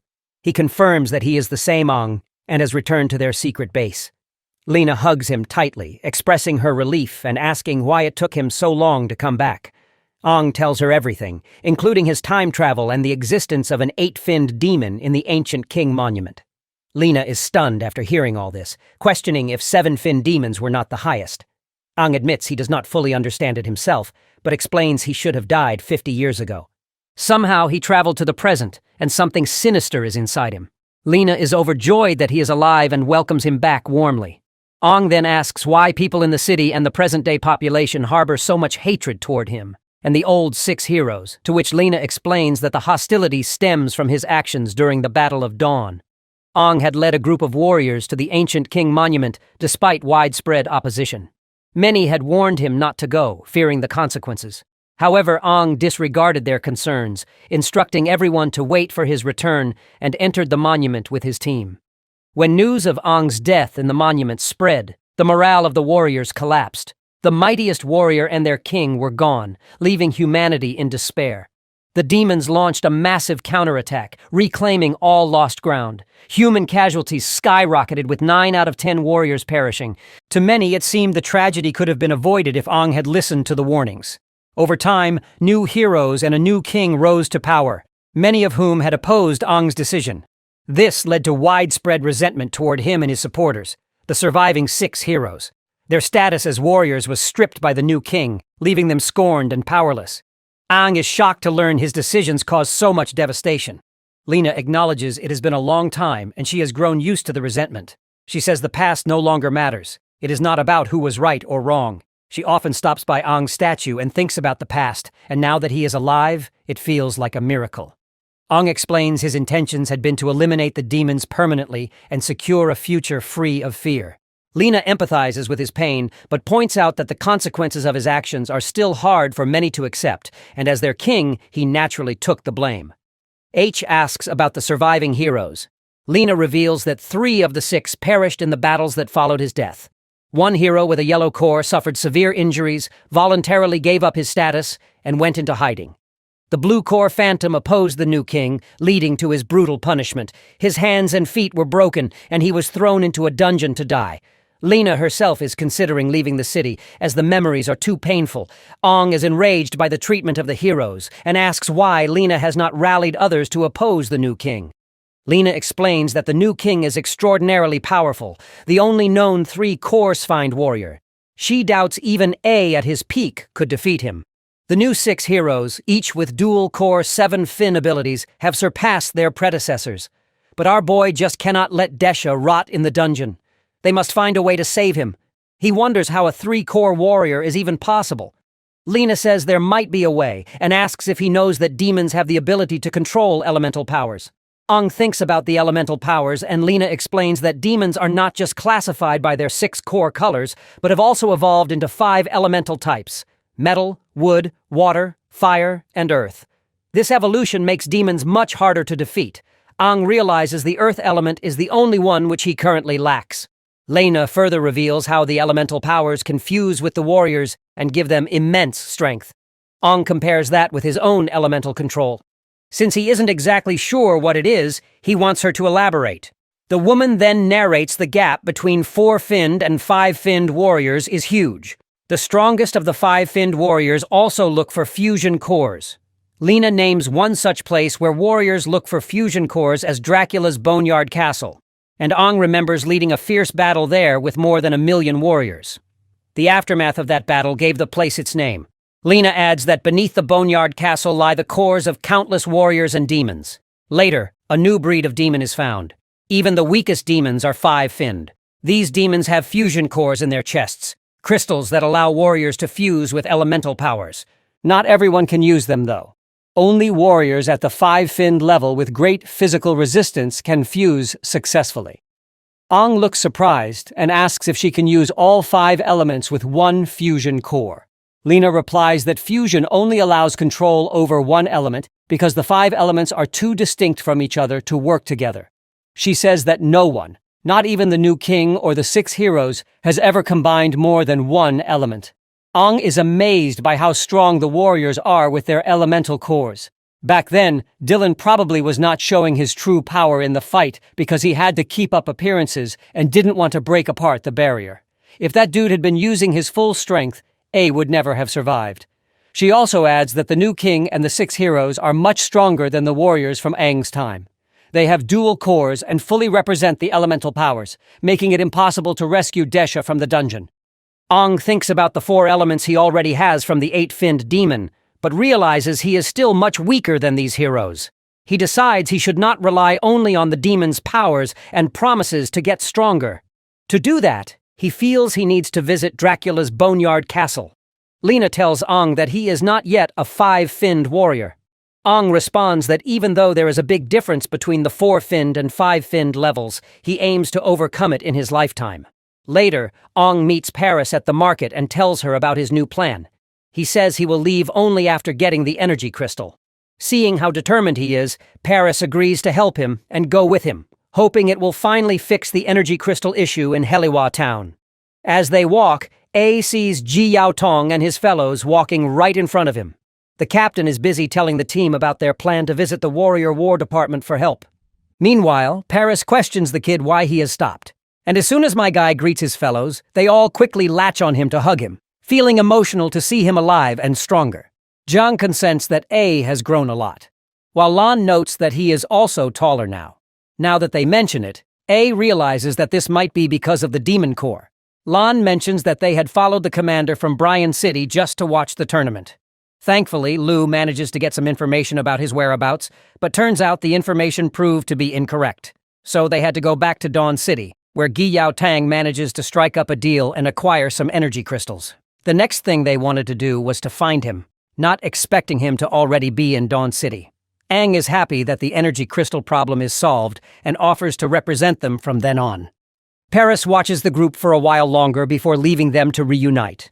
Before she takes off, Jiotang thanks her for looking after Aang, but the woman believes that our boy is the one who has been helping Pacadia City. Moving on, Lan suggests Aang to talk with Lu because she has not been eating well since they separated. The photographer maniac also shows pictures of Lu who looks sad and distant. Aang eventually goes to the girl, apologizing for making her worry and promises not to leave on his own again. Leo becomes emotional before taking his words. All the friends spend time talking and laughing together. Meanwhile, Lena keeps watching from hiding, remembering everything that has taken place in her life with A and the other heroes. Seeing them all reminds her of the bonds they once shared. Lu dreams of a devastated area where she is helping Aang, asking him to stay awake and hang on. She begs him not to go unconscious. Finally, they see an elemental crystal which they manage to snag. For context, if you can't remember, this crystal allows the warriors to wield elemental powers of demons. A demon also barges in and makes fun of them, calling them low-level warriors and saying that even with the crystal, they are just delaying the inevitable. The demon charges at Lu and knocks her down over the ground. Despite the attack, the only thing she wants to struggle for is to help Aang. Suddenly, the nightmare ends and Lu wakes up in her bed. Realizing it was just a dream, but it felt incredibly real. Even the sensation of being stabbed. Sweaty and shaken, she decides to take a shower. Just then, Aang opens her door, saying he heard her shouting. Seeing her in a nightdress, she throws a pillow at him and scolds him for entering without knocking. Aang explains that he came because he was worried, but the girl only yells at him to leave. Later, Aang waits outside the hotel for Liu. When she joins him, she decides it is time to go. Aang asks if she cleaned up, and she tells him to call her squad leader. He agrees, and asks if she rested well, reminding her of the long journey ahead. Liu assures him she is fine, but admits the nightmare scared her. She wonders how he can stay so calm, even though the place they are about to visit is nerve-wracking. Turns out they are traveling through a sea-level area on their way to Dracula's Boneyard castle, and if they hurry, they will arrive by evening. He adds they will need to pass a test of strength to enter the castle, otherwise they will be treated as trespassers. The girl recalls that Jiotong mentioned the castle as an important site where promising 5-finned warriors go to obtain elemental crystals. A city has grown around the castle complete with military grounds and high-level warriors. The area is heavily guarded, not only to prevent unauthorized entry, but also to keep creatures inside the castle from escaping. Aang asks if she is afraid to accompany him there, especially since only 5-finned warriors usually dare to go. Well, not only her, but the captain is also worried about him acting recklessly, which is why the captain assigned her, a green core recovery type, to ensure his safety. It is not just about protecting A, as Jiotang wants her to grow stronger alongside him and return as a 2-finned warrior. She further expresses frustration at how quickly Aang has leveled up, reaching 4 fins in such a short time. A then recalls that the other 2 of their teammates are also supposed to get special training from the captain, and the duo is looking forward to it. Lu, acting as squad leader, says she has to keep an eye on A, especially since he once left the squad without warning. AA gives her a mischievous smile, which irritates her. She accuses him of thinking about the morning incident, but he denies it. At Dracula's Boneyard Castle, warriors are recruiting other warriors in their teams. Some squads require agility-type warriors, while some want green core warriors, and they all should be 5-finned warriors to qualify. When Ang and Loi arrive at the castle, the warriors at the entrance notice them. They refer to Ang as a 4-finned warrior and Lu as a 1-finned warrior, questioning where they are from. Some speculate they must be desperate. One jokes the young couple must be lost, while another claims they will not be allowed to enter since they clearly will not pass the test. Seems like these guys underestimate our duo. A group of warriors arrives and one of them mocks Ang, thinking that he brought his girlfriend along, but our duo ignores them, determined to enter Dracula's Boneyard Castle. Our girl grows mildly annoyed by the constant mockery, but Ang tells her not to waste energy on their stupid insults. Turns out the one who mocked them is Uther, the young master of the Mir family from Ula City. The warriors don't expect Uther to come to the castle in search of an elemental crystal with a 6-finned warrior. This 6-finned warrior is said to be one of the top fighters hired by the Mir family. Someone nearby mentions seeing his information on the hiring board, noting both his impressive strength and his connection to the mirrors. They also say the warrior already possesses an elemental crystal and has gained significant elemental power. So they believe Uther will succeed this time.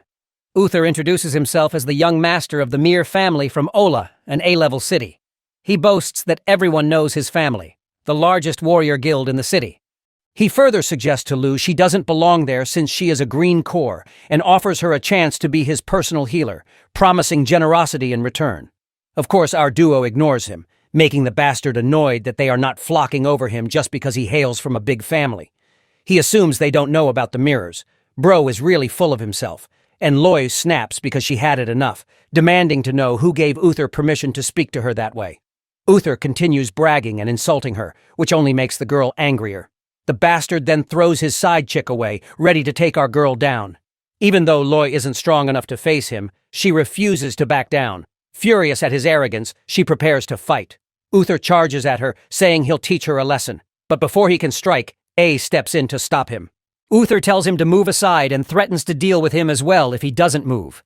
Ang reminds the bastard who started the fight and warns that causing trouble could damage his family's reputation. He suggests Uther think again since the guards might refuse him entry if he causes a scene. Of course, this arrogant piece of refuses to back down. The 6-finned warrior with him steps forward and agrees with Ang. He says all the warriors present are strong and making a scene would look bad for the mess. He advises Uther there's no need to rush. Once inside the castle, anything can happen. Well, we can tell what these bastards are planning. Uther reluctantly backs off, saying he won't waste time on weak opponents, then moves forward.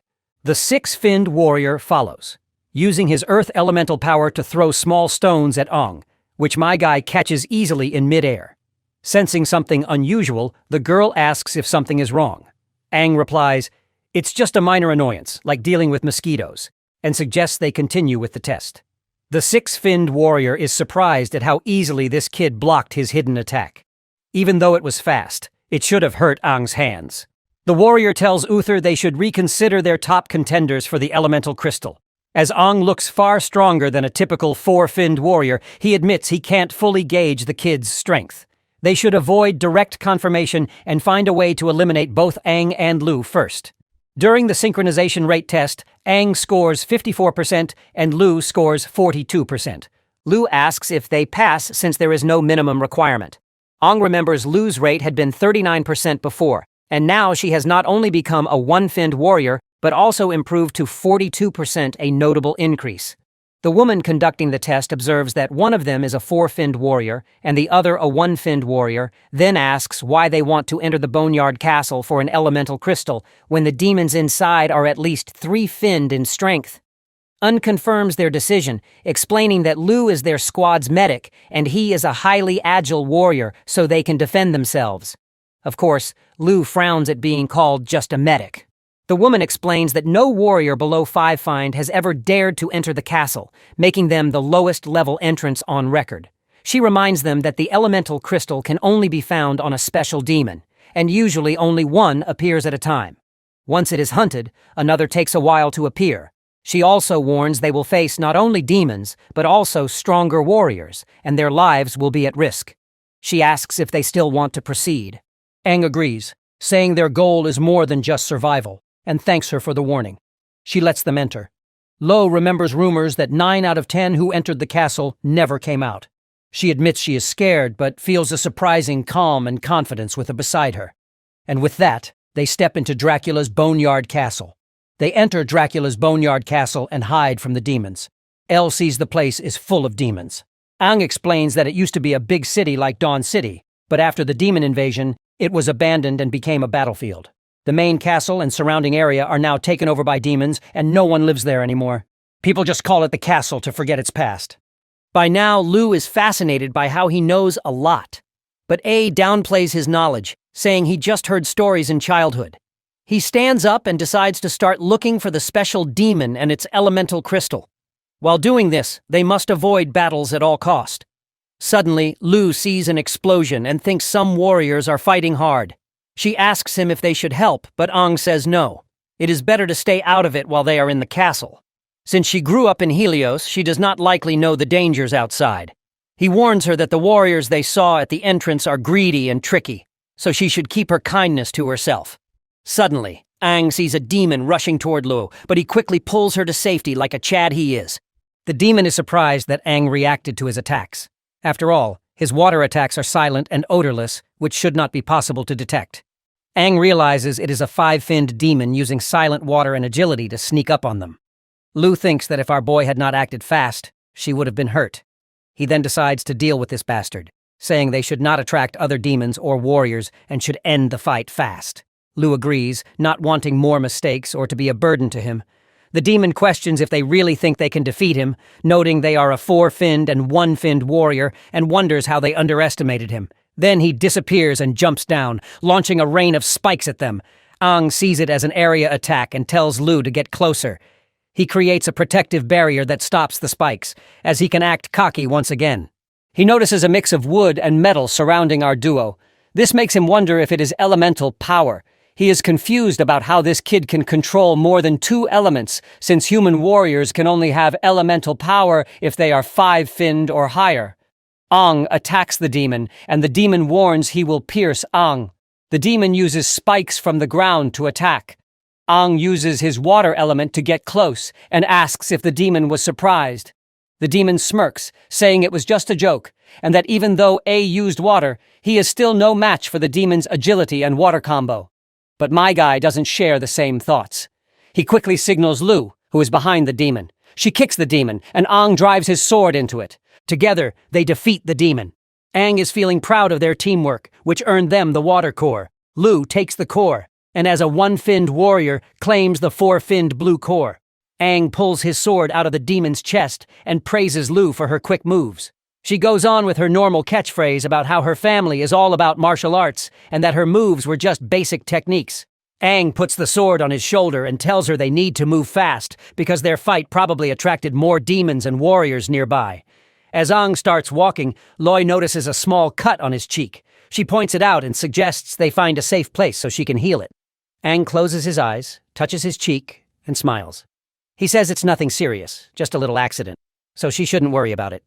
Lu looks serious and reminds him that they agreed she would handle his healing. It doesn't matter how big or small the wound is. If she can't heal him, then her role is pointless. Ang agrees, respecting her determination. He decides not to argue and asks her to fix his cheek. Just then, someone rushes toward them. Lu asks her friend to duck, and they see that it's Uther's bodyguard. As that bastard crashes down, the girl jumps away while my guy blocks the blow like it's no big deal. The man steps on his axe's blade to exert more pressure, but this doesn't faze our boy. By now, the bastard can tell that Ang is not just a quadruple-finned warrior. He has more potential than that. As for this eye-patch bastard, he is a 6-finned red core warrior and a master of earth. Liu tries to attack, but a kind of green thread covers her body. Turns out it's the nurse from Uther's team who uses her 3-finned green core to paralyze Lu. Our girl was too focused on her partner that she didn't see this coming. The nurse walks up to A, and he asks why they're attacking him instead of protecting their spoiled brat leader. Just then, speaking of the devil, Uther shows up, making fun of the protagonist for keeping the tough guy act so he wouldn't look weak in front of his woman. Being called our boy's side chick shocks Loy, making her blush as well as get angry. Uther walks up and spanks the nurse's butt, telling her that he'll reward her once they're back in the city. He gently holds Lu's chin and smiles, saying he'd play with her after she watches her man die. Lu can't do anything even though her switch has been flipped. She has been paralyzed and can't move. The bastard then makes fun of the protagonist, calling him a four-finned trash and threatening to hurt Lu. Aang's body starts to glow with a purple aura. As he is done taking crap, threatening to hurt Lu is the last straw. He gets angry and jumps toward Uther. His bodyguard jumps in to defend him, but A blocks the axe and sends him flying back with a swipe of his sword. The bodyguard has a lot of questions as Aang is controlling the fire element like a pro, and surprisingly, he also manipulates wood.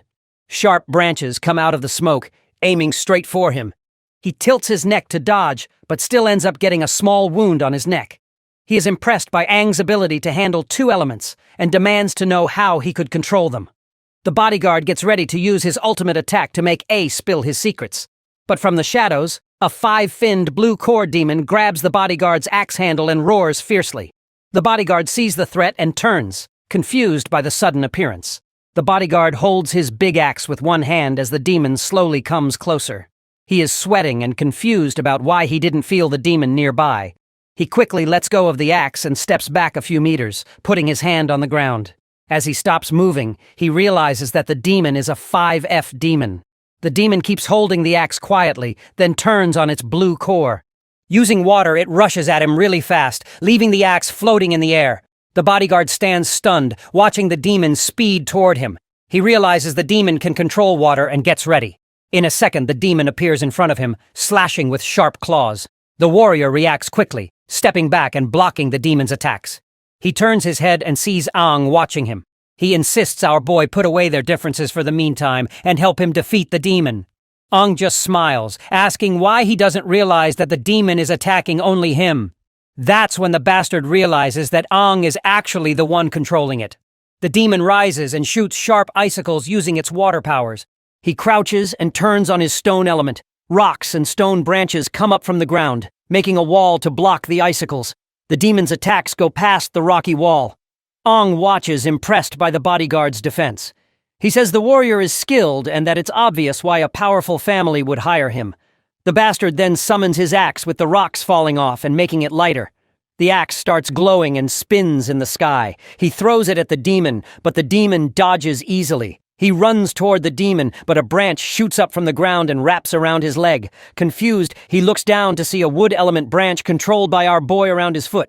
The demon takes advantage of his distraction and jumps forward with its claws ready to attack him, but the bastard blocks with his axe.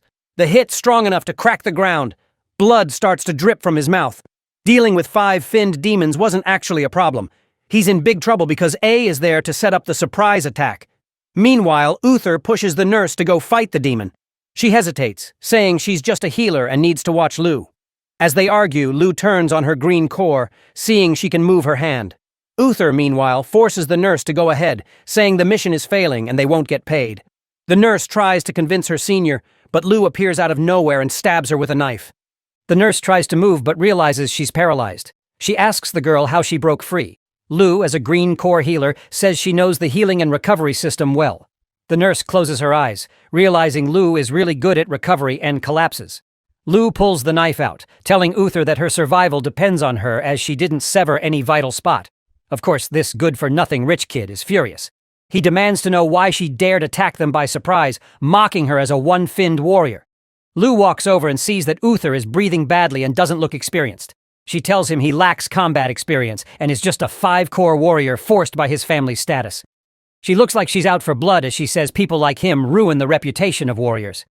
Uther, angry, insults her more, saying his father spent years and money making him a five-core warrior through painful methods. He gets mad that A and Lu have messed up his plans. As the bodyguard and the demon keep fighting, Uther yells for him to come protect him from this girl.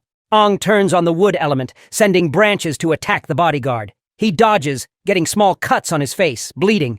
Uther tells the bodyguard to take care of Lu as he's losing patience. The bodyguard responds, calling him trash and telling him to give up. He calls Uther a waste, saying he can't even fight a finless demon. Uther's expression changes as he points and trembles, angry that trash like the warrior insults someone important. Lao steps in, telling him to stop talking nonsense and mocking his reliance on family reputation and money. At first, confused, Uther gets mad and turns on his blue core, confronting Lu aggressively. He pulls a knife, but Lu turns on her green core and appears behind him quickly, stabbing him in the side. Uther turns to attack, but Loy quickly dodges, leaving him screaming as he charges up his energy. This is then Loy looks into his eyes, realizing he never learned to control his energy, and if he tried to release all that energy, the consequences would be heavy. Remembering the professor's warning about warriors losing control of their cores, Loy smiles, thinking it's the perfect end for someone like Uther. She gathers her strength and charges toward him, ready to end the fight. She turns on her green core and her body is surrounded by a strong energy bubble. She moves quickly toward Uther, who is starting to lose control of his body.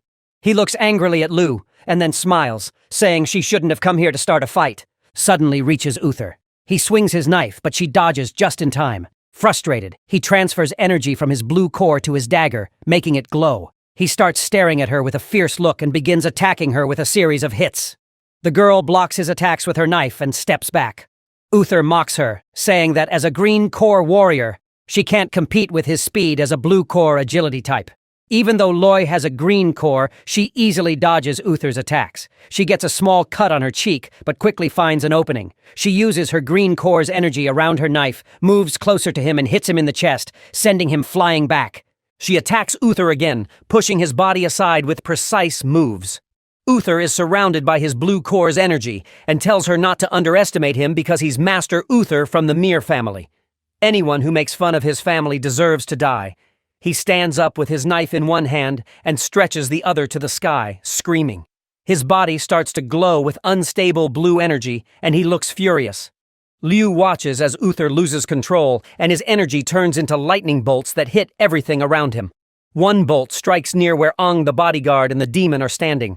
Ong senses the danger, turns on his red core, and runs toward Uther. Uther's blue core explodes, creating a huge crater in the ground. Lu shields her forehead, feeling the protective shield hold, but after the smoke settles, she hears someone praise her for breaking through a 5-core warrior's defense. She opens her eyes and sees Ong standing in front of her holding a wood element shield. He smiles and congratulates her on a good job. Liu sits up and tells Aang that Uther wasn't strong enough for a 5-finned warrior and that he was weak. Uther couldn't match her skills because he had no combat experience. He notices her injuries and tells her to recover quickly. Loy is surprised and checks her small cuts, which she hadn't noticed. Al continues to praise her for her bravery and decision-making. The girl looks up at him and blushes. She wants him to stop talking about her. She then asks if he finished fighting the bodyguard. When Lu stands up, they both look toward where the bodyguard is. Ong tells her that the demon he was controlling has been destroyed by the explosion. It is then the bodyguard starts approaching them out of the dust. He says his young master is dead and that if he leaves the Mir family, he will be hunted by warrior killers who are hired assassins. He explains that these killers are part of a secret group led by greed and that one of them is a 7-core warrior. He puts his axe on his shoulder and looks at Ong and Liu, calling them strong, but having lower-level cores for some reason. Ong smiles, thinking there's no point in fighting anymore. He realizes the bodyguard only needed to protect someone who is already dead, so he has no reason to fight now. The bodyguard stares at Ong and asks about his strength and background. My guy smiles once again and says he's only a 4-core warrior with some special abilities. The bodyguard thinks A might be a genius warrior because he has skills that regular warriors don't have. Since the kid has already mastered the elemental powers, then why did he even come to the castle to look for the elemental crystals? Ong doesn't want to talk about it as it's nobody's business. Internally, Aang agrees with what this dude said. He originally planned to see if the crystal could let warriors use all 5 elements together. He wants to merge metal, wood, water, fire, and earth into one. Aang looks down, thinking about becoming stronger. He wants to rescue Daisha and knows he can't rely only on his demonic powers against new threats. The bodyguard turns his back on our duo, puts his axe on his shoulder, and tells them to leave quickly, because Uther's self-destruction will attract more demons or warriors. He says it's better for each of them to save their own lives. He wishes them good luck and walks away. The duo watch him leave and stay silent. A few hours later, the duo follow the demon's trail. They fight several demons, but Aang easily defeats them. At night, they meet warriors around a campfire. Our boy naturally makes friends with everyone, which surprises Loy. Later, they settle at a bridge to rest. Liu gets into a sleeping bag while Aang sits by the wall. She notices how calm he is and asks about his experience. Aang tells her that he just knows how to handle things. Lu, feeling sleepy and confused, teases him, saying he acts like an uncle. Ang smiles and says it could be possible, then says goodnight. The next morning, they wake up because of the noise of a fight. Ang looks toward a new hole in the wall, and Lu says it sounds like a battle. They get ready to move, sensing chaotic energy from the elemental demon. They jump off the bridge, activate their cores, and descend quickly. Lu asks why he looks so excited. Well, of course he is excited. After all, the elemental demon is the kind of species he has never seen before. Even though he fought many demons in his past life, the elemental demon interests him a lot. He charges toward the castle, ready to beat it before anyone else can. They both run toward where the demon is hiding. On the way, Ong tells Lu that the demon has slowed down after hiding and says they should use this time to follow it. Lu asks if he is sure where the demon is, saying the area is big and finding the hidden demon will be hard. Ang replies and assures her not to worry, because he could feel the demon's energy earlier to its exact location like it is part of him. He closes his eyes, focuses on the energy around them, and realizes the demon is moving underground. As they keep running, Lu sees other fighters also looking for the demon. She points them out, confused. Ong stops focusing and sees the fighters getting their powers ready and rushing to where the demon is. He thinks the quick team must have sensed the demon fight earlier, but he is sure that it might take time for this group to find the demon. He decides they have to take a shortcut, grabs Lu's hand, and pulls her toward a deep hole in the ground. They jump in together, and he uses his power to create sticks to break their fall. As they hit rock bottom, Lu opens her eyes and asks where Ang is, to which the guy responds that he is right under her bottom, and Lu surprisingly finds herself sitting on his chest. Of course, he asks her if she can get off him, which she does embarrassingly. They reach the demon's hiding spot, and he says he didn't expect to find a cave down there. Lu comes up to him and asks how far the demon is. As they move closer, they see the demon, a 5-finned creature sleeping while obviously aura farming. Ong whispers that this is the one they are looking for. Liu looks at the demon, wondering if it has the elemental crystal or if it is just a regular 5-finned demon. She notices its energy seems much stronger than normal. Ong explains that starting a fight would bring other fighters, so they need to grab the crystal and leave quickly. They have only 5 minutes to defeat it, and he will need her help. Liu feels nervous, but trusts Ong. They sit down as he explains a plan to use strong techniques to take the demon down fast. Surprised by how much Ong knows, Lu once again questions how he learned these moves and how he has so much experience. Once again, my guy keeps it ambiguous. Ang steps closer to the sleeping demon, getting ready to attack. As he gets closer, the demon feels his aura and wakes up, ready to throw down. My guy uses his demonic energy, causing his horns to appear as his red power becomes unstable. He faces the demon, ready to fight. The demon stands and makes fireballs and water balls in both hands, asking if A is a demon because their energy feels similar. The girl steps forward with a spear charged by her green power's energy. Taking a deep breath, she remembers Ong's instructions to focus her power into a weapon, and she aims the spear at the demon and charges. In another flashback from a few minutes earlier, Ang showed Lu how to use her core energy. She asked if she would be the one to finish the demon. Lu reminded Ong that this demon has 5 fins and was smarter than others, so if its defenses are too strong, they can't beat it quickly. Ong told her that he would make the demon use all its power in one attack. Once the demon is tired, its defenses would get weaker, giving them a chance to strike quietly. Back to the present. Liu throws her spear with all her strength, using her green core. The demon looks back, surprised by the surprise attack. It sees that they have planned the attack and tries to react, but it is too late. Liu's spear goes through its chest, breaking some ribs and revealing the crystal inside. The technique Ong taught her lets her gather enough power to break through the demon's defenses. She can't believe she has damaged its body with her special energy. The demon, now tired from defending itself, lowers its head in shock. It tries to heal using the wood element, but the energy from the spear stops its healing. Praces her, and then runs at the demon faster. The demon panics and tries to defend itself, but my guy grabs the crystal quickly. Holding the crystal, he steps back, and within seconds, the demon falls to its knees and can't heal anymore. Its firepower starts to fade as it shakes, finally asking why it can't heal. Ang then reveals how the girl's attack uses regenerative energy, which stops any healing that doesn't come from the attacker's own body. The demon's fire dies out, and it collapses. Lu rushes to help Ang, worried about him. He tells her that he is fine and thanks her because they have the core. He calls her a genius for that final attack. Leo blushes and says it isn't a big deal. Aang sees some small cuts on Lu's body and asks if she has used a lot of energy. She says no, that she can still move easily. Just then, they hear the sound of warriors approaching. Lu looks toward the door and realizes they are in danger. As far as Aang knows, some warriors can sense battle energy waves. He says they have to escape quickly. They turn on their cores and run toward the exit. As they are running, he feels a sharp pain in his mouth and falls to his knees, bleeding. The girl hurries to help him as he drops the crystal. The protagonist realizes his body can't handle using his demonic energy too much.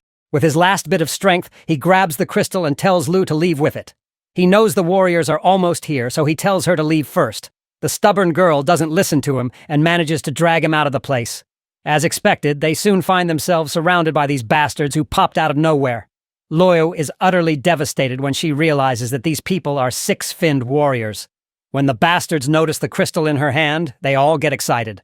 The leader of their group wants to get that crystal first before disposing of these two. The girl feels utterly helpless against the six strong warriors. As Aang stands up, another warrior gives them a choice to give up the crystal for a quicker death or fight them. Aang, feeling his energy fading, knows this battle will be long and hard.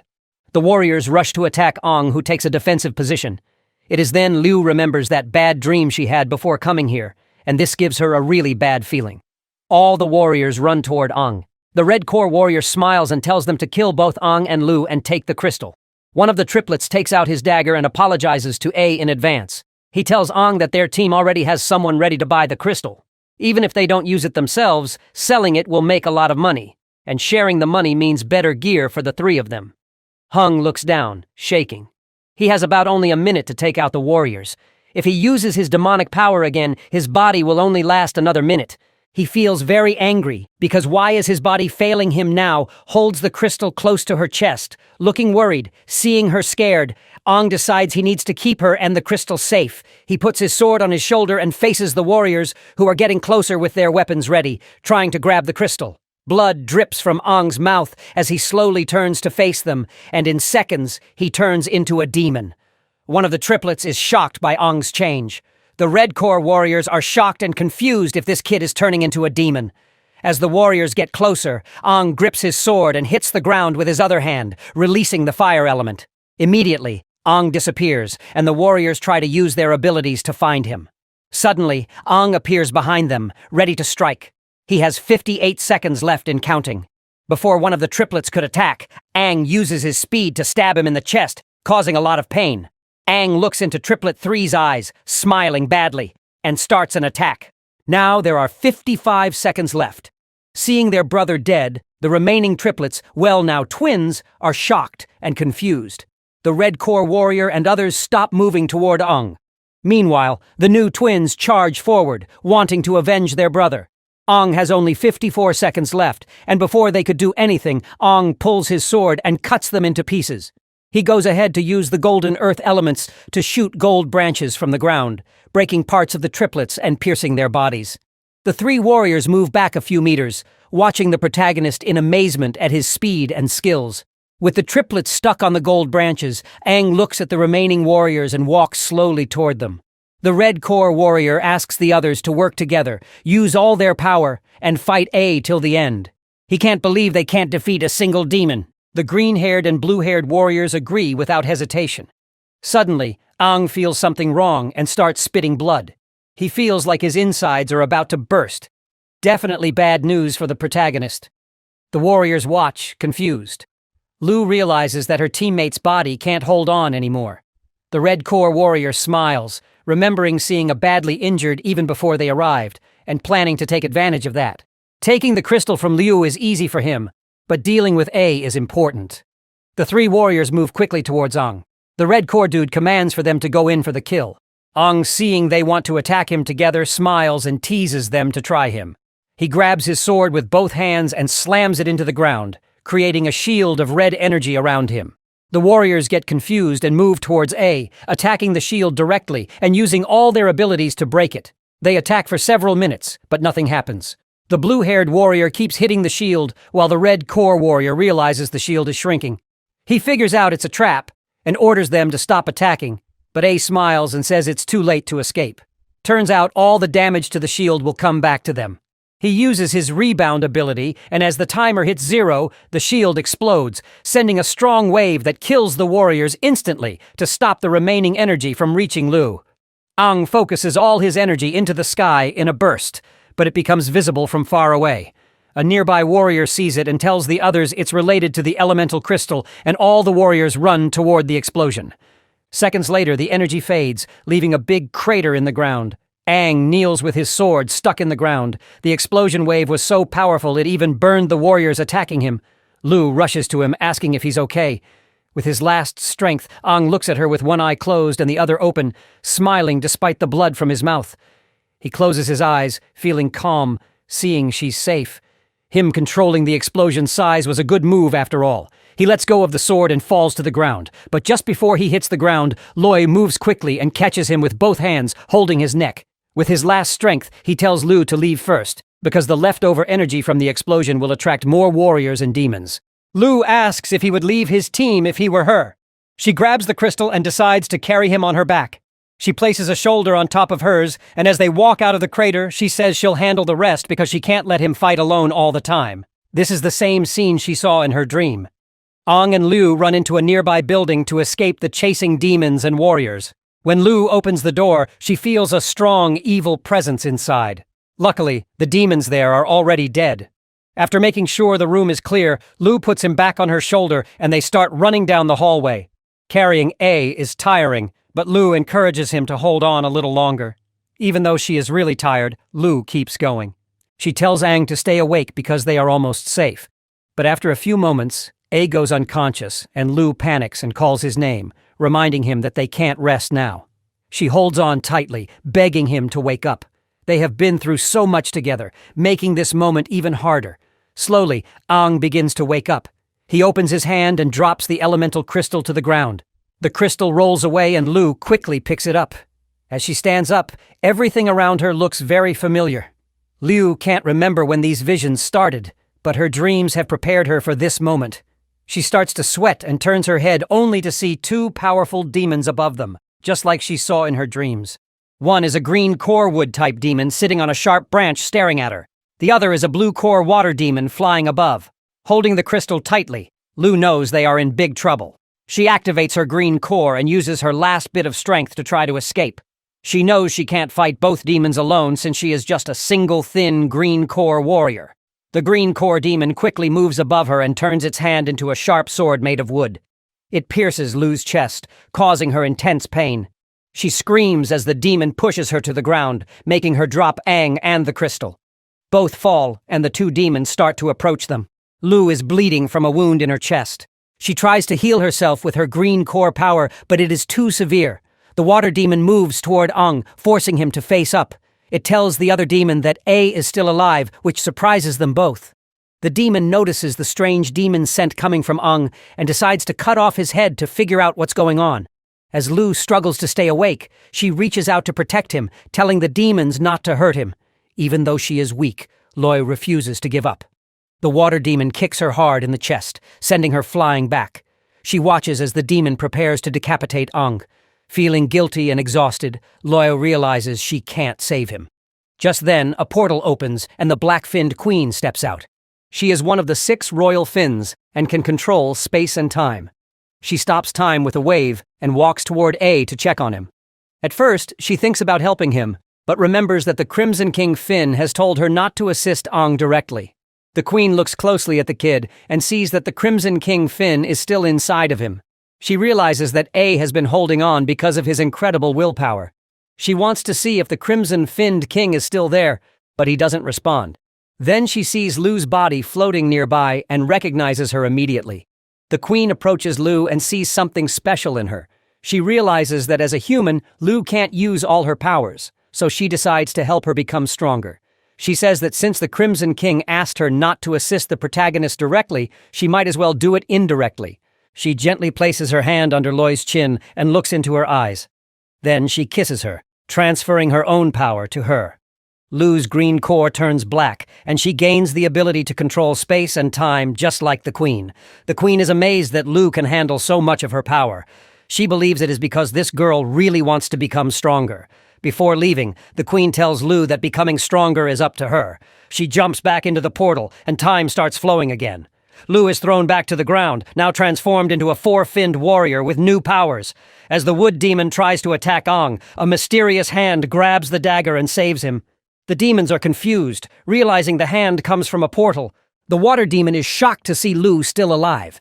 It becomes clear that the queen has empowered Lu. Now she has four fins, black and white flow elements, and can control space and time like the black-finned queen. She goes full ballistic and throws that bastard away for daring to touch our boy. The demons realize that she's just like them now, but she tells them that she can never be the same as animals like them. The blue core demon launches itself to attack her with killing intent, but she easily counters with some kind of matter cube, which she drops on him like an anvil. The demon is surprised that she's able to use space manipulation, but tells her not to look down on it, as one single construct isn't enough to kill it. Lee responds by asking, who said it was only one construct? Immediately she forms many constructs above the demon and drops them all on it, creating a massive deep sinkhole from the impact. No way he's surviving that one. His demon friend wonders how she did that, saying the other demon was squashed to smithereens. Lu says it's his turn, and it slowly starts to back away, remarking that despite looking like a weak and tender human, her aura is quite intimidating. It gets confused and demands to know what they both are, saying they have to be demons to have powers like that. It adds that it's extremely rare to have spatial manipulation power, and her comrade has terrifying powers as well, so what in the world could they be? Lui gives him an answer, telling him that they're human warriors. The demon laughs it off, asking if she even believes the words she just said, as it makes no sense how she went from a mere single-finned warrior to a four-finned warrior who can easily obliterate a five-finned demon. Lu replies by ripping him apart, telling him that he's too noisy. She bends down and puts her hand on Ang's face, telling him that he's been the one protecting her ever since, so from now on, he should leave it all to her. She uses telekinesis to pick up the core, and with that, she picks him up, and they leave together. Over at the gate, the warriors sense humans on their way out, so they open the gates to see an injured Lu and an unconscious Ang walk through. They immediately call for medical help. They soon notice a horrifying scene. All the demons have been compressed inside these cubes with the help of spatial manipulation. Meanwhile, as LSE is drifting inside her consciousness, the black-finned queen tells her that she was right to think she would be a perfect vessel for her power. She can tell that there's a special power Lu has yet to unlock and is looking to transfer it to her. With that, Lu immediately wakes up on a hospital bed. She recognizes the place as an infirmary in the city's outskirts. She wonders what and who she just dreamed about and how her wounds have miraculously healed too. She tries to remember what happened in the castle, but it's difficult because her memories are very hazy. She immediately hears A telling her that she rescued him from the castle as she persevered till the end. He praises her for such determination. She asks him where the core is, and he shows it to her, saying he found it in his clothes when he woke up. She then gets up and decides to leave immediately. As she exits the room, A notices an aura surrounding her similar to his own. He got a lot of questions about what happened back when he was unconscious. Later, he and his lady ride away in a car. They're looking for somewhere they can cultivate the integration core so that they'll be able to fuse with it smoothly. Since the integration core demon was able to use all the abilities, Ang should be able to get the last element that he needs, the earth element. He wonders what would happen if he combines them all at once. Liu then recalls her dad telling her that rank B cities have empty spaces for cultivation. Thank you for watching. If you want a part 3 of this manhwa, comment Demon Core.